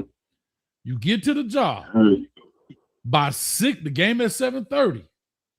By 6:30 p and 6:30 a, you'll be home by 7. Promise you. You might be embarrassed, but you'll be at the crib watching the Canes getting ready to go to the Natty. If you follow me, hold on. If you follow me, wait a minute, Chris. If you follow me, clear your throat. All right. Enough said. We don't have to talk no more. I feel you, dog. I feel you. But you know what, though? I'm gonna keep it short. I'm about to get ready to go back. All right. He might do a little something for us. I asked. He said he'll see. You know, he might, because he cook, he grill, he do that stuff. He might bring something in. You know, a little something like that. You know, constellation type deal. You know, he's a Georgia fan, but he wanted us to play. You know, Miami. You know what I'm saying? But he was like, it is what it is. He said he hope we win. You know, he hope we root for us. He no SEC homer. He root for us. He hope we beat the hell out of him. You know what I'm saying? So that is a consolation prize. I like it. Plus, he's a pretty good cook too. You know, he washes hands and everything like that. So yeah, I hope so. That should be like the bare minimum. Wash your hands when you cook, right? Yep. Okay. Well, yeah. Well, Chris, can I say one? Can I say one of your favorite lines? If kids watching, y'all forgive me. But did you see Gunnar Stockton get his ass put underneath his eyebrows? What? Shoot. Boy, that motherfucker, boy, he got folded up like a USPS package, boy. Good job. Listen, I just want to say that, hey. Bro. Ain't no safe word for that hit. Hey, that boy had knee pads by his ear. That boy had on knee muffs. That boy had knee pads by his ears, dog. I'm telling you, you should have put eye on his lip, coach. You should have washed his mouth. All right. There it is. Man, appreciate it, man. Let me take a few more of these calls. We're going to get in, get out, get going. 481 in the building. Appreciate y'all. Make sure you hit the like, subscribe. All right, Joe. I'm going to holler at you, coach. Listen to the show. Yes, sir. Anytime. E. Brown, if you want to close this thing out, you better call now because I got 0085 if he like company, but I got a dude named Mo Knows, not a damn thing on here right now. So E. Brown, if you're on the line, call in now. I'll let y'all close this thing out with your nephew, if you understand me. Real quick. Mo. I miss you, man. Nah, don't miss me. No, miss me with what you just said. I want to talk to your wife. Where's the video of you eating Pop-Tarts and some burnt toaster strudels? Here's what I came up with, and I know you're going to think I'm BSing you, but here's what I came up with. Miami been doing so good, man. I feel like if I do it right now, I'm a jinx them. So I don't want y'all, if y'all was to lose, I don't want it to be blamed on me. So I'm gonna do it. I gave my word. I swear I'm gonna do it. I don't want to do it right now, and then y'all turn around and lose, and then it'd be like, he jinxed us with the old Pop-Tart thing. So We gonna go ahead and let this play itself out, man. Big game Thursday, Coach. What you think? What you think, Coach? I said what I had to say. Hey, Ole Miss, like I think somebody said yesterday. It was funny. Ole Miss finna be old madam. We finna run over that. Do you think there's a correlation between the over or under? What is for over instance, under? I think if it's a low scoring game, of course I got Miami winning. If the Vegas line last time I looked was 52 points, if it goes over, I think Ole Miss wins. How do you look at that part? Let me pull up the over under right quick. Last time I looked, it was 52, and of course the spread was I think 3 or 3.5. 3.5 is the spread. No, how they got? Oh, they got us winning this thing 3.5. Yeah, of course. Okay, I didn't know. And you got 52 points. Now, do you think it's going? You think the scoreboard gonna light up like that, or what you think? I don't think so. Well, here's what's scary. You could get 52 points, but I don't think you're going to get 52 points with a 26-28 score. I think you get 52 points with a 34-17, something like that. You know what I'm saying? 34. So you don't see it being close either way. It could be close, but I don't think you get 52 points being close. You see what I'm saying? Right. Okay. So what I'm saying is you can get a 20-17. Go ahead. I'm sorry. I'm saying you get a 24-17, 24-20. But that's under. So that's what I'm saying. I'm saying if it goes under like that, I definitely see Miami winning if it goes under. But if it goes over, you don't think there's a correlation like that? Like, you know, in the instance that Miami wins, hey, the score is probably gonna be here. If Ole Miss wins, then it's probably a shootout. Do you see it looking like that, or you just see regardless? I mean, just looking at it straight football. The only way I see Ole Miss winning, the only way I can see Ole Miss winning is if we have we give up massive plays. I don't think anybody gonna just methodically drive down the field on us. We're gonna have to give up big plays, and we just off our game. Like Keywan Lacey, he's not gonna methodically drive down the field. He's gonna have to pop one for 60. We're gonna have to slip a coverage, and Chambers find a dude streaking down the field butt naked. I don't think methodically over and over and over you can run us down the field. You're gonna have to catch us busted on something. You're gonna have to catch us. Hold on, real quick. I'm gonna just say this. You're gonna have to catch us. Like, remember when we played Florida, Cam Ward's year, and they took that long run up the sideline because Wesley was saying was kind of looking in the backfield. That's the kind of play they're gonna have to catch us with. That kind of stuff. They ain't gonna just walk us down the field. Yeah. What you think about Ole Miss team as a whole? I think they're a scrappy group, man. I think that with Lane Kiffin, I think he has squeezed every ounce of juice. I think Lane Kiffin is very similar to Kirk Signetti. He doesn't. But he's not there no more now, so we can't talk about him in that light with this team. Well, that's not fair. But that's not fair because he built the personnel in which we're talking about. He brought those. I get that part. But his impact, I think they're playing inspired ball in spite of because he's not there. But I'm saying he's not there making the crucial call. Do we go for this fourth down? Hey, we're gonna drop this type of play, this and that. That aspect of him being there isn't there no more. Of course, those are his players. Correct. But I'm just saying, at this point, his leadership isn't. He's not there having an impact on the sideline. In fact, not to veer way off, Coach, because I know we're talking about Ole Miss and Miami. Do you feel as though I feel like this? I feel as though Ole Miss success is putting extreme pressure on Lane at LSU because I think if he don't have immediate success in year 2 or year 3 to get past where Ole Miss is right now, I think it looks really bad on him, man. I think he will. I think it's gonna be it. But I think that. Let me ask you this: where's he been in 3 years? He hadn't had success in 3 years. Well, we ain't talking about. Well, what type of success? He's never won anything big, and not him, but not with him being the captain. But he never had big jobs. I mean, he's never had big jobs. Okay, what job has he had? I want y'all to understand this. And y'all were like, Okay. Coach Hayes, you're a Come on. Kane, you're a Lane Kiffin lover. Let me go back to one thing I want to say No, first. I don't have anything against it. No, Go ahead. I know, but let me go back to one thing I was just about to say, which I can't remember right now. A brain fart. I'm talking to a Seminole. But listen, 489 people in the building. Appreciate y'all. Like, share, subscribe. Make it happen. Here's what I was going to say. When people always say that, what premier program has he had that he has not made better? And people say, okay, Tennessee, USC. He was there. He was at Tennessee 1 year, 7-6.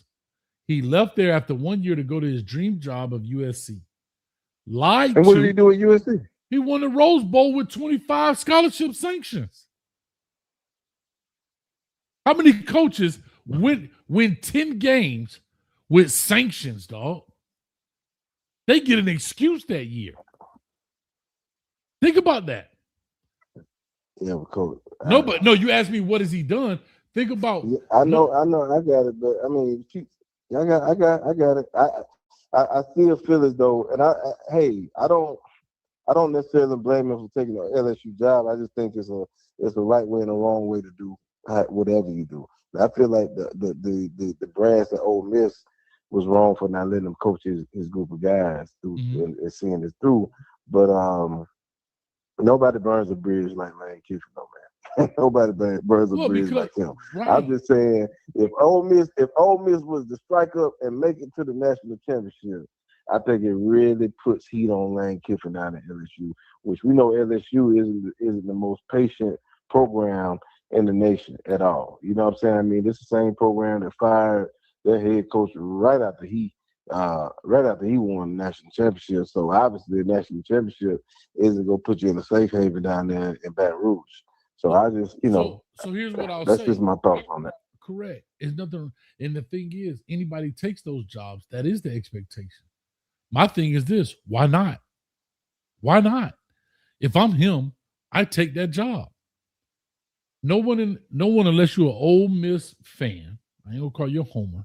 An Ole Miss fan doesn't think LSU is a better job than Ole Miss, right? Oh, absolutely. But I just think the risk is as high as the reward. Because like I just stated, if you win there, that's not a safe haven. If you win there, the coach before Brian Kelly won and he got ousted. Not 18 months after he won.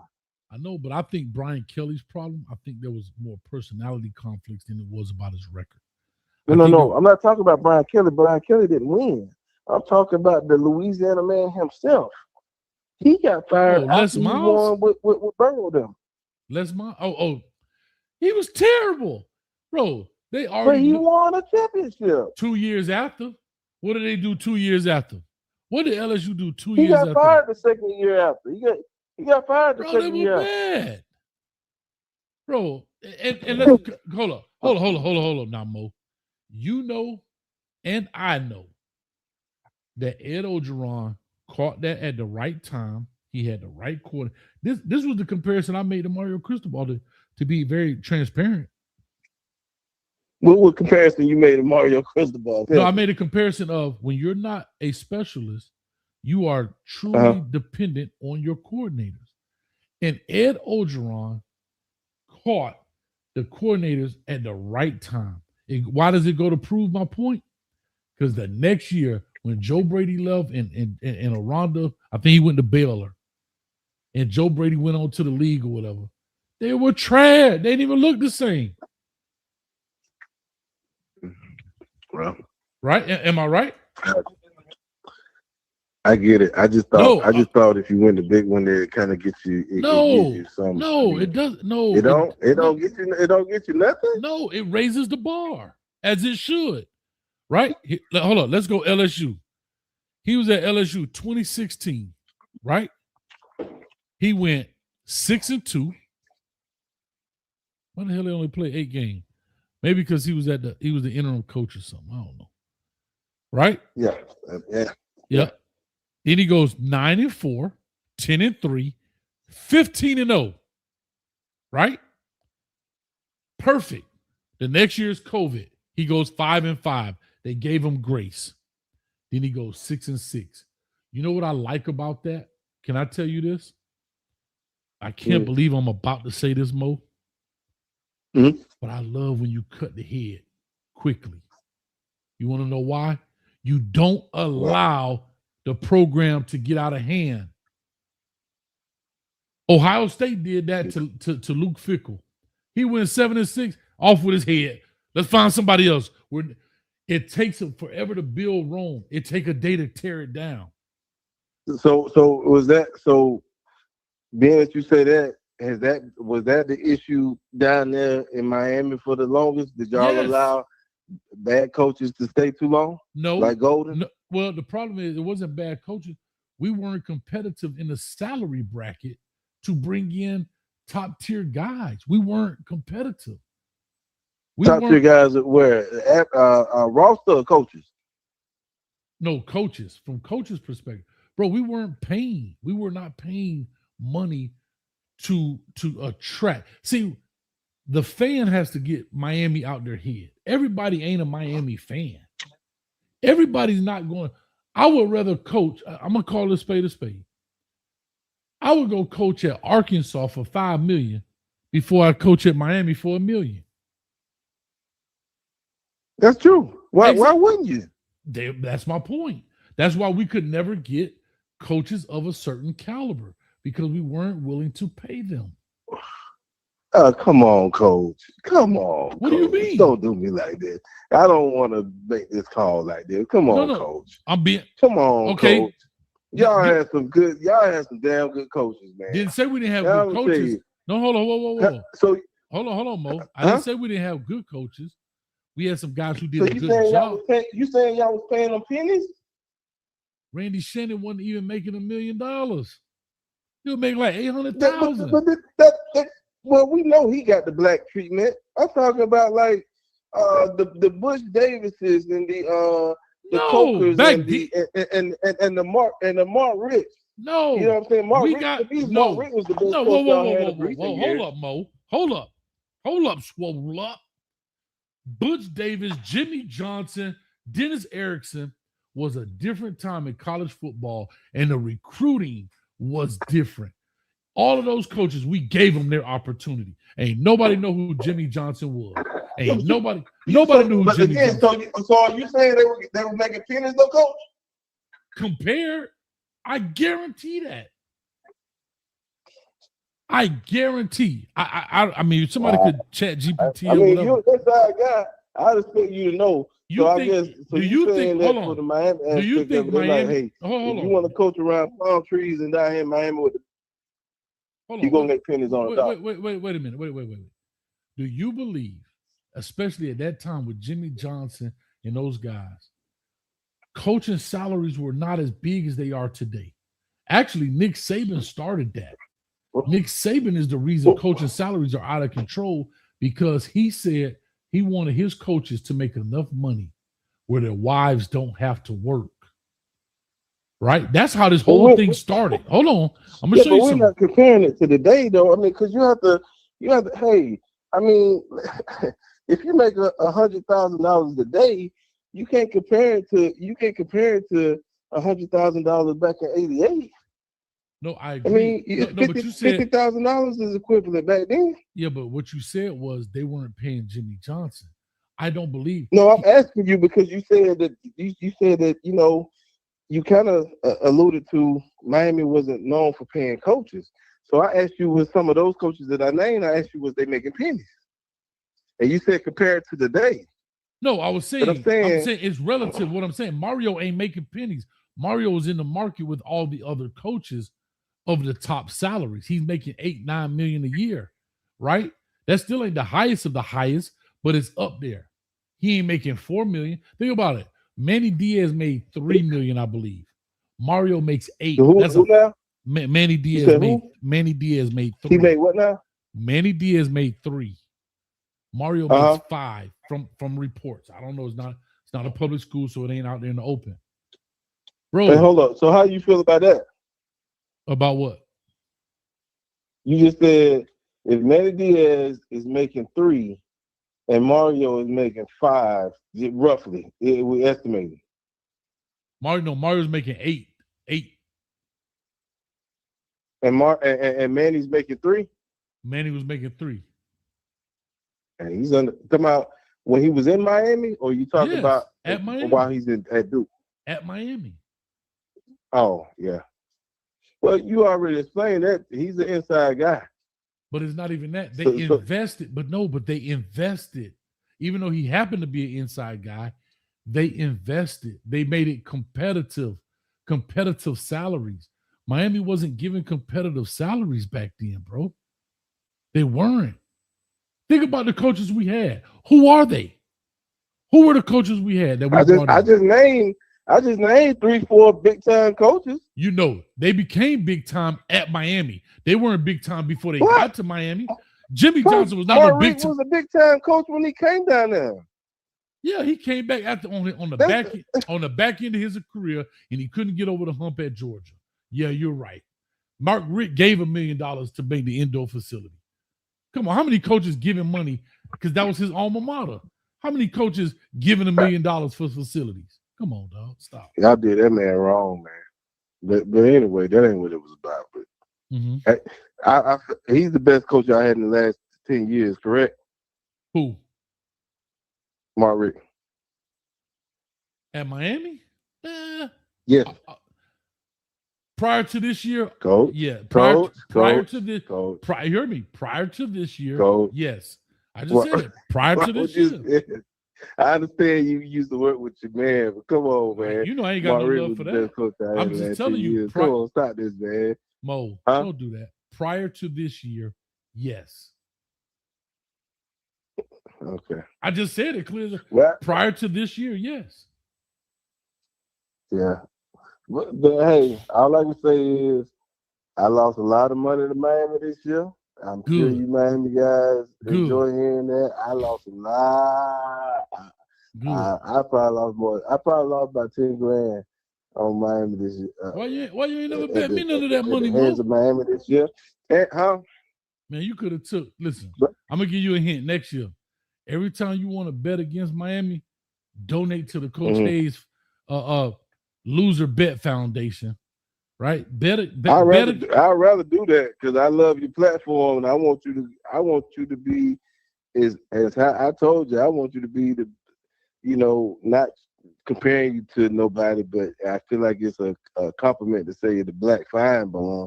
I want you to go as high as you can go with the thing because not only do you have the good audience, you also have you got the knowledge to back it up, which a lot of these guys don't have in football. So that's I enjoy the entertainment and I enjoy the knowledge. I love the good, bad, the ugly segments because, man, I was 19 years old, man. My big brother, not to make this about me and none of that, hold you long, but my brother played with Southern Mississippi, you know what I'm saying, in the 90s, man, 92 to 96 or whatever.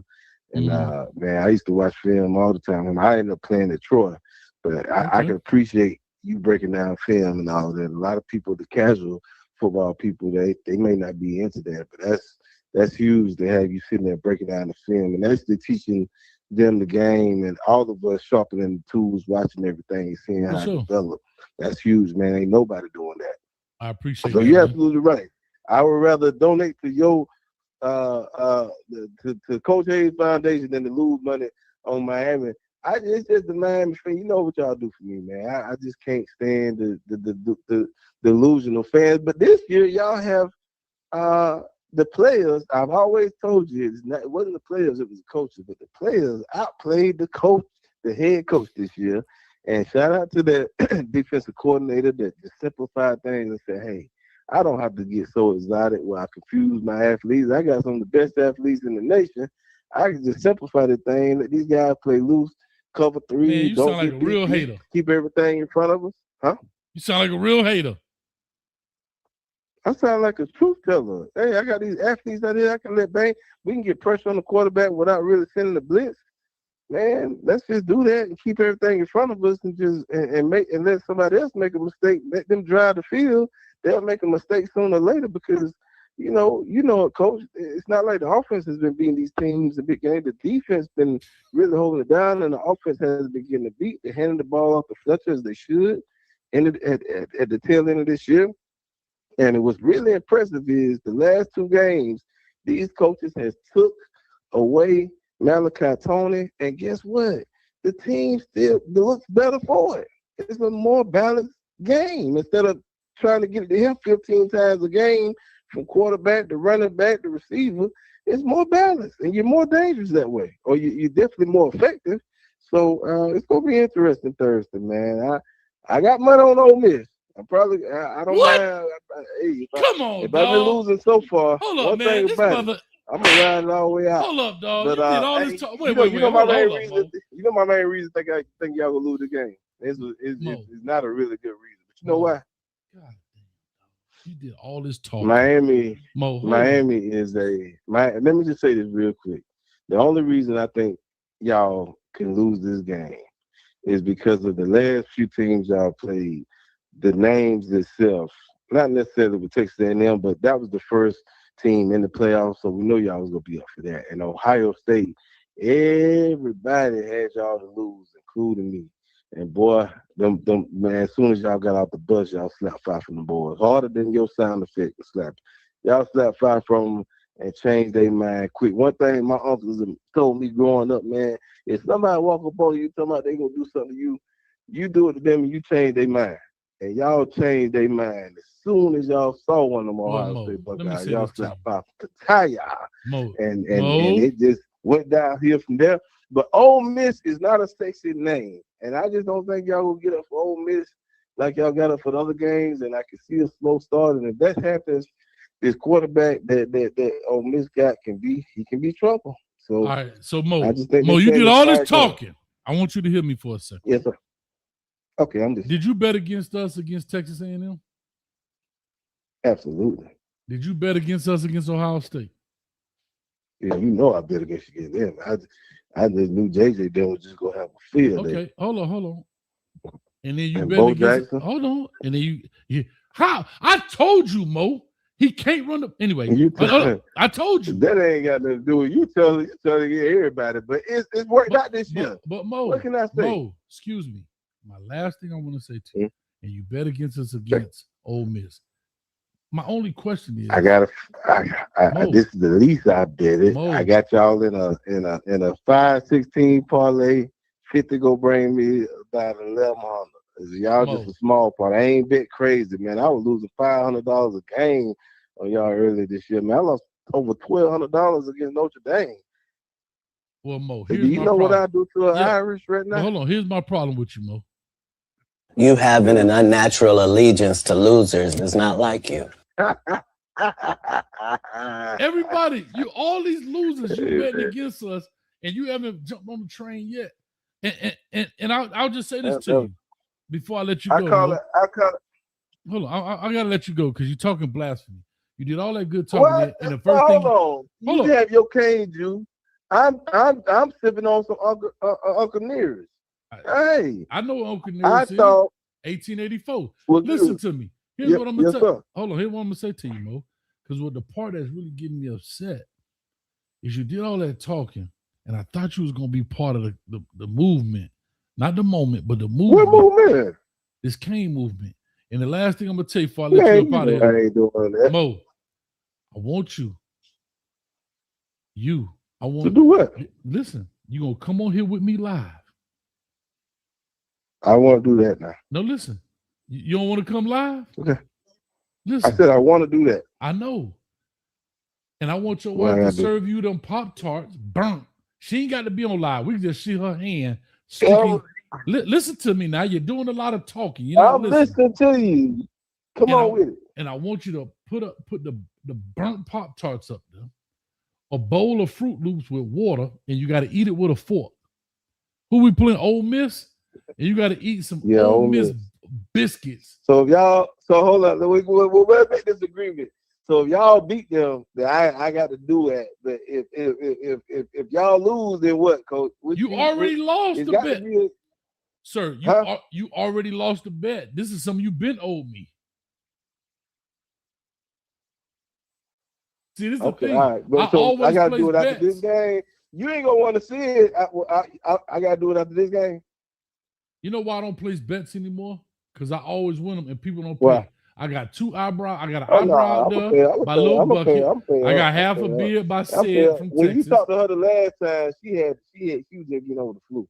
I'm gonna pay up. I'm gonna pay up my bets now. Everybody I say, got listen, right. no. Thursday. And see, I don't never know when you gonna go live. Last time I called, I was at work I and I got a caught you at a schedule. bad. See, that way y'all be lying. You know, I go 8:30, Monday, Tuesday, Wednesday, 8:30. I've been going Monday and even on Sundays. Monday, Tuesday, Wednesday, 8:30 Eastern Standard Time. Okay. Come on. I'm like the Cosby Show. No problem. Let me I'll get be there you every off here. day.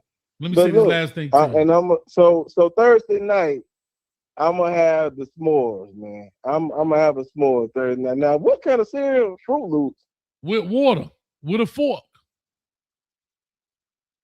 You got to eat Fruit Loops with water, with a fork. You know, boy, I eat a couple scoops. Yeah, I got and then the burnt s'mores. But Thursday night after the game. Now I'm gonna be cracking now. Friday. I might be lose too now. drunk. I'm gonna be cracking jokes now. I might have to be a little drunk after that. We had to do it like on a Saturday or something. I might, depending on how it go, I might be a little hurt. Well, I just have it in the cabinet waiting on you. And you tell me when we gonna do it. All right, let's do it. I got you. Let's do it. Last thing I want to tell you. Good luck. Last thing I want to tell you. Man, it's gonna be a good game. Let me say this. Win, lose, or draw, man. Miami had a hell of a year, man. I'm not a Miami fan, but I got love for the players. I love all the players. I don't hate none of them players, man. Bane, I'm glad to see Bane doing his thing out there, man. Malachi Tony, he should have been a Heisman candidate to me. Beck hasn't improved his stock at all, but the best thing he did was to join the Hurricanes, and the defense and the talent around him has really carried him. And shout out to Mario for hiring the right assistants, man. And that's what you do as a head coach. You're only as good as the assistants you hire. So it seems to me that he has the right mixture on defense, and the offense is not letting them down. They ain't losing the ball game, so it's a good deal, man. And I'm surprised to see what I'm seeing, but I'm excited for the players and for y'all fans. It's been a long 20+ years. So if y'all can get past this hump, yeah, that will qualify y'all to get y'all hands whooped against Indiana. But that's still an accomplishment. Man, bye, man. Listen, see, man. Mo, I'm gone. Here's the last thing I'm gonna say to you, Mo. Here's the last thing I'm gonna say. I feel like slapping today. You know why I feel like slapping Mo? Mo came on here, popped his lips, popped his gums, popped his soup coolers, then said, that's why I bet for Ole Miss to win. Then he comes back and says, man, I like Ruben Bain. I like these guys. I like all this stuff, but still put money on Ole Miss. Then says, if we get over the hump, what y'all gonna do with Indiana? He a non-believer. See, them dudes right there got prime real estate in the Everglades. Them boys got a deluxe apartment in the sky high. That's all I'm gonna say. Vic from Tallahassee for the $2. There will be no Mark Rick slander. Great Seminole. Played at Miami, dog. What are you talking about? What are you talking about? Yeah, I know he coached over there for Florida State, but he ain't no Seminole. You know what, Vic? You can take this too. Mother. Jeff O'Ramp. Coach, Ole Miss is a better SMU. Got to stay in our lanes and stay disciplined. To your point, Jeff, I said that and you're 100% correct. I have nothing to say about that. You're 1,000% correct. All right, let me get this thing rocking, man. I guess they on here. Y'all do me a favor. Y'all put your hands together for one of the most decorated, one of the most, how do I say this? The most identifiable, one of the most death-defying fans of all time. Shout out to Jay Deasy, Pensacola, eat Apple Jacks for orange and green in his system. I don't know what that means, but thank you for the $2. I guess he's talking about Mo eating Apple Jacks. Y'all put your hands together for my man. Been a Cane fan since 1983. D. E. Get down, Brown in the building. Ding, ding, ding. Coach. Coach, you know I love you. I love your show. You can't let the conference has been locked. And get 12 minutes talking about Miami fans being delusional, and then he crying out the same mouth talking about he been betting all year from the kickoff against Notre Dame, a team that his team can't beat, and he been scratching the scab off of So and putting Neosporin on it every week. If he ain't lying, talking about how much money he done bet and he lost, and we wasting time on the eve before the eve for 4 quarters to win and play a home game for the 6th ring. It's a new Waste Pro truck ride around with Seminoles fans, Gator fans, Auburn fans, Texas A&M fans, Ohio State Buckeye fans, and I think the last dude that just called driving the truck. If you got a sore on your leg and you put Neosporin on it and you scratched it off in 2 days, it ain't gonna never heal or get well. So enough of that. Enough of I don't even want to get that no more energy. Get down, Brown. And I hope may I be punished? I need to punish myself because you're 100% right. I'm gonna slap myself in the face. Slap yourself. Slap yourself for letting somebody come on here blaspheming about the you and what we about to do. Go ahead, coach. Slap yourself.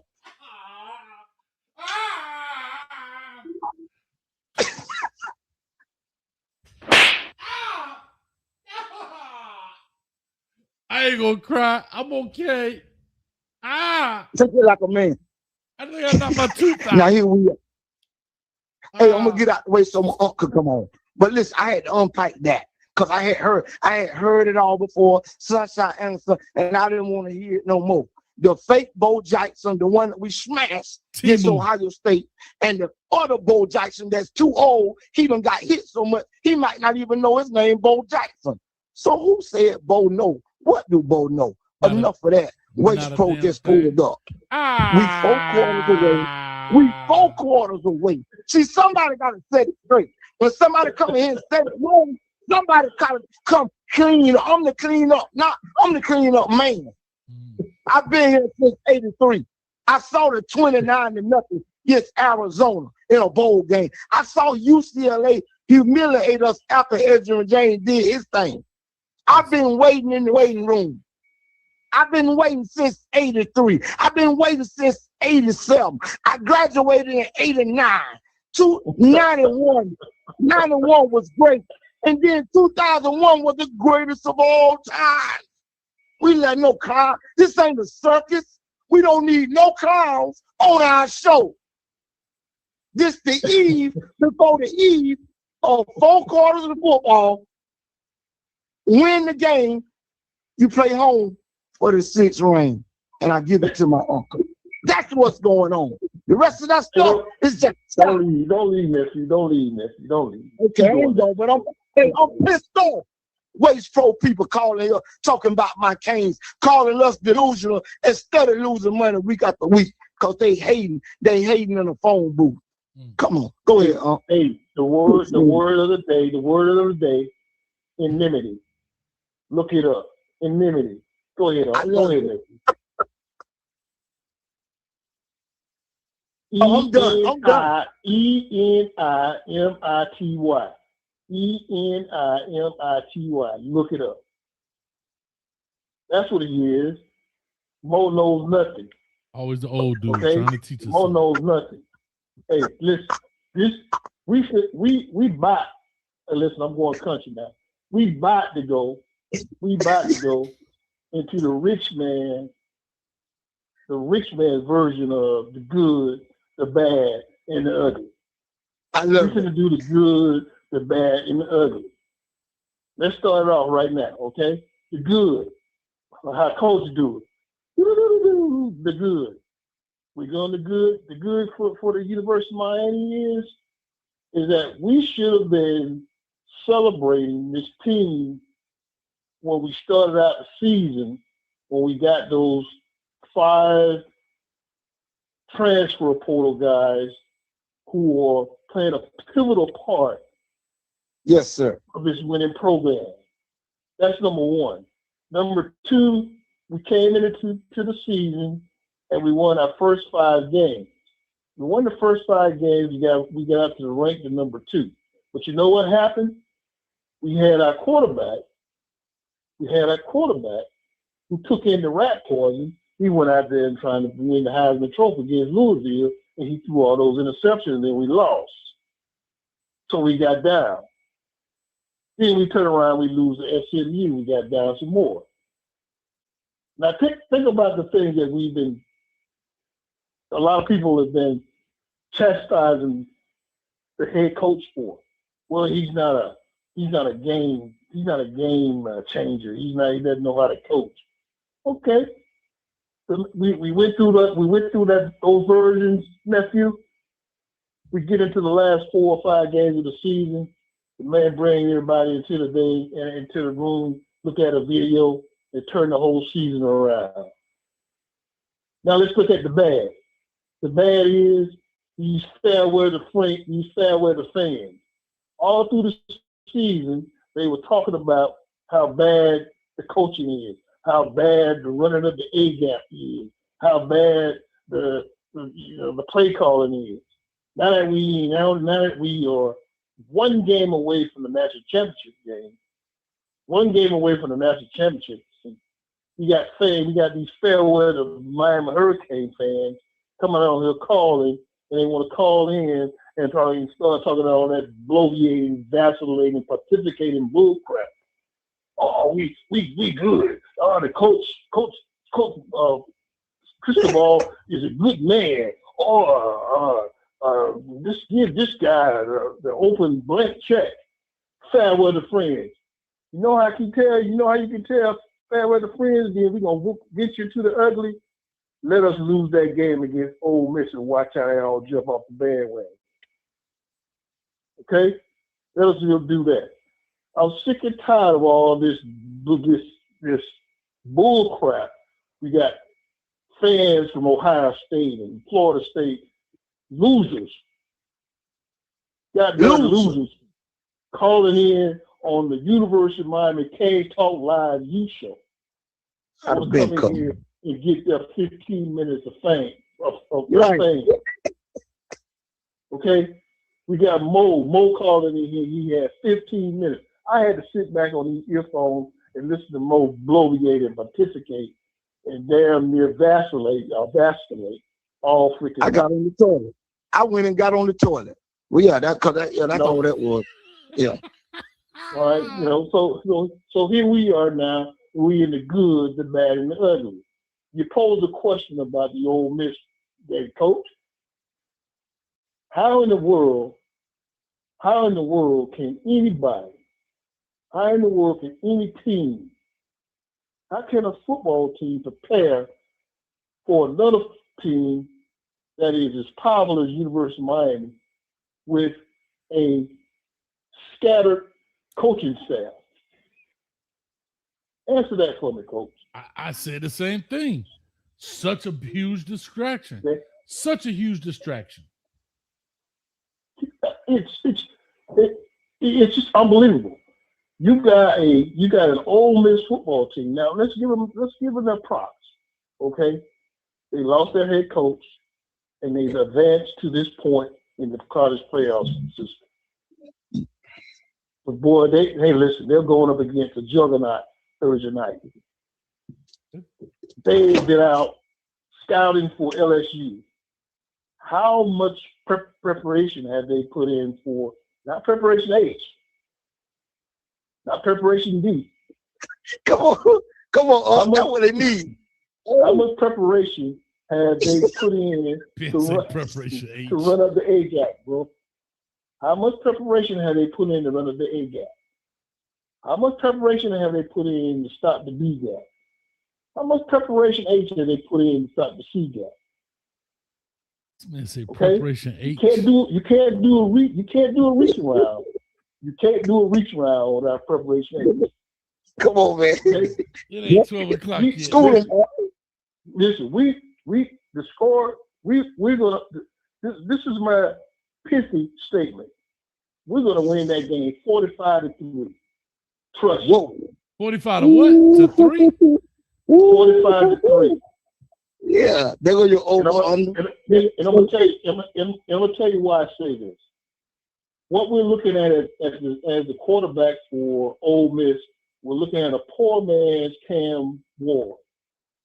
Cam Ward played last year with University of Miami, playing that same style that Cam Ward had, coaching good players that would allow him to do some of those out of the ordinary things.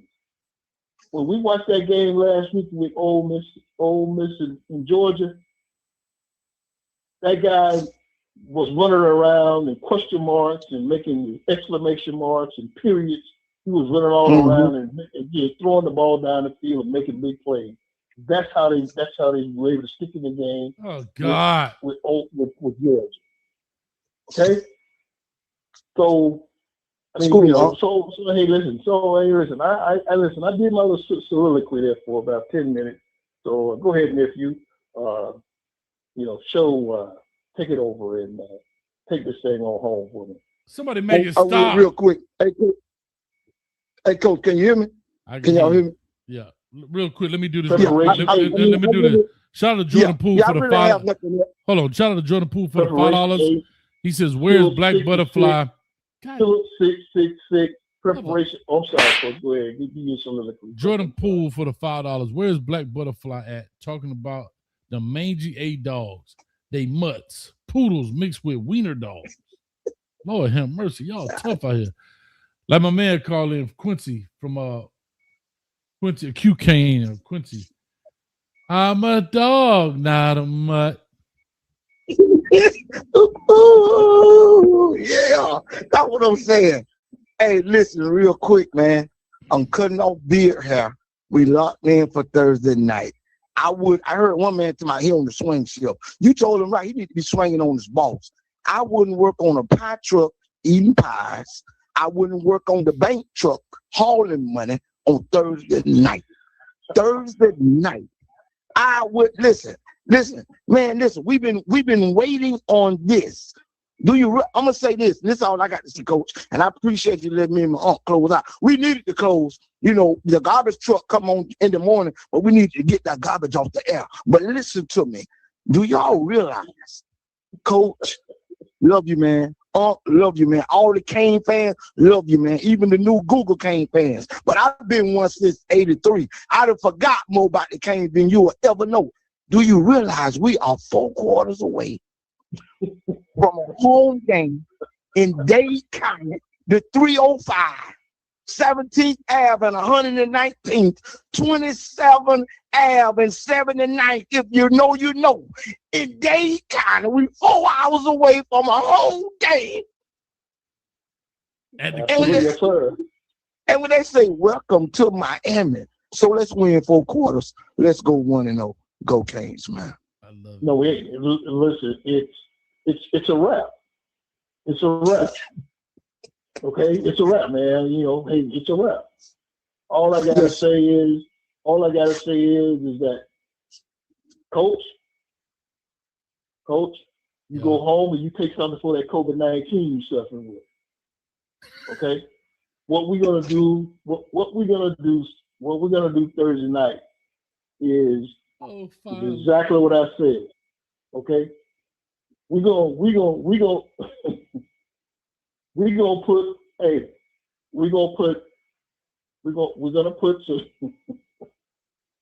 put Bengay in a jock strap and preparation H in the B gap.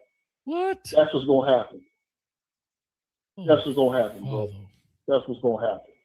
Here's what I'll say to you guys. Can I say this to you? That boy Killsborough Kane says E. Brown is more effective than NyQuil. And no lies told. More effective than NyQuil. Hey, more effective than NyQuil and more deadly than the blue pill. I'm going to leave that alone. Here's what I will say. To everybody out there, I appreciate y'all. I know y'all asked me, why do I let these guys close out? Because they family. And sometimes you got to let family talk. Everybody has been to that Thanksgiving dinner. You got that old uncle. You remember, like, was it Boys in the Hood or Minister Society when Rocky was at the picnic? He trying to teach the dudes. They trying to chill and talk to the ladies. Some of them trying to get on the sweet cheaper. But you got to sit there sometime and listen to the old heads. Because they don't have no friends anyway. They don't have nobody to talk to. So when they finally come around, you got to just let them talk a little bit. Also, as part of my probation that I got to do community service with the elderly. So I let E. Brown talk. And the reason Coach, not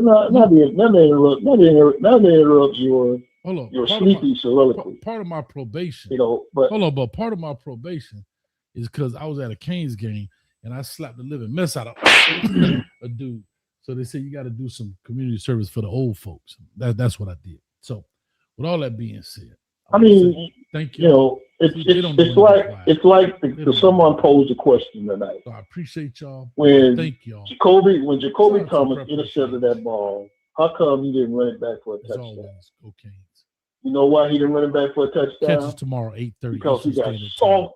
We got soft people, soft fans like Coach Hayes, and some of these little soft fans who do not want to run the ball back for a touchdown. The old school University of Miami would have ran that football back for a touchdown and danced in the end zone. No, you want them to sit down.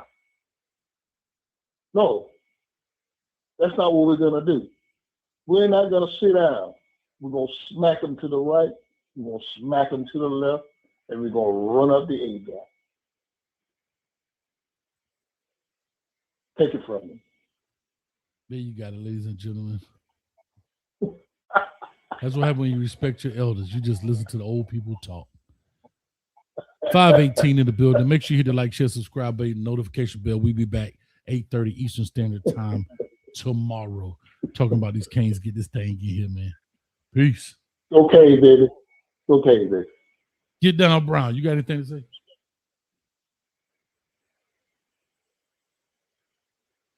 He went back to the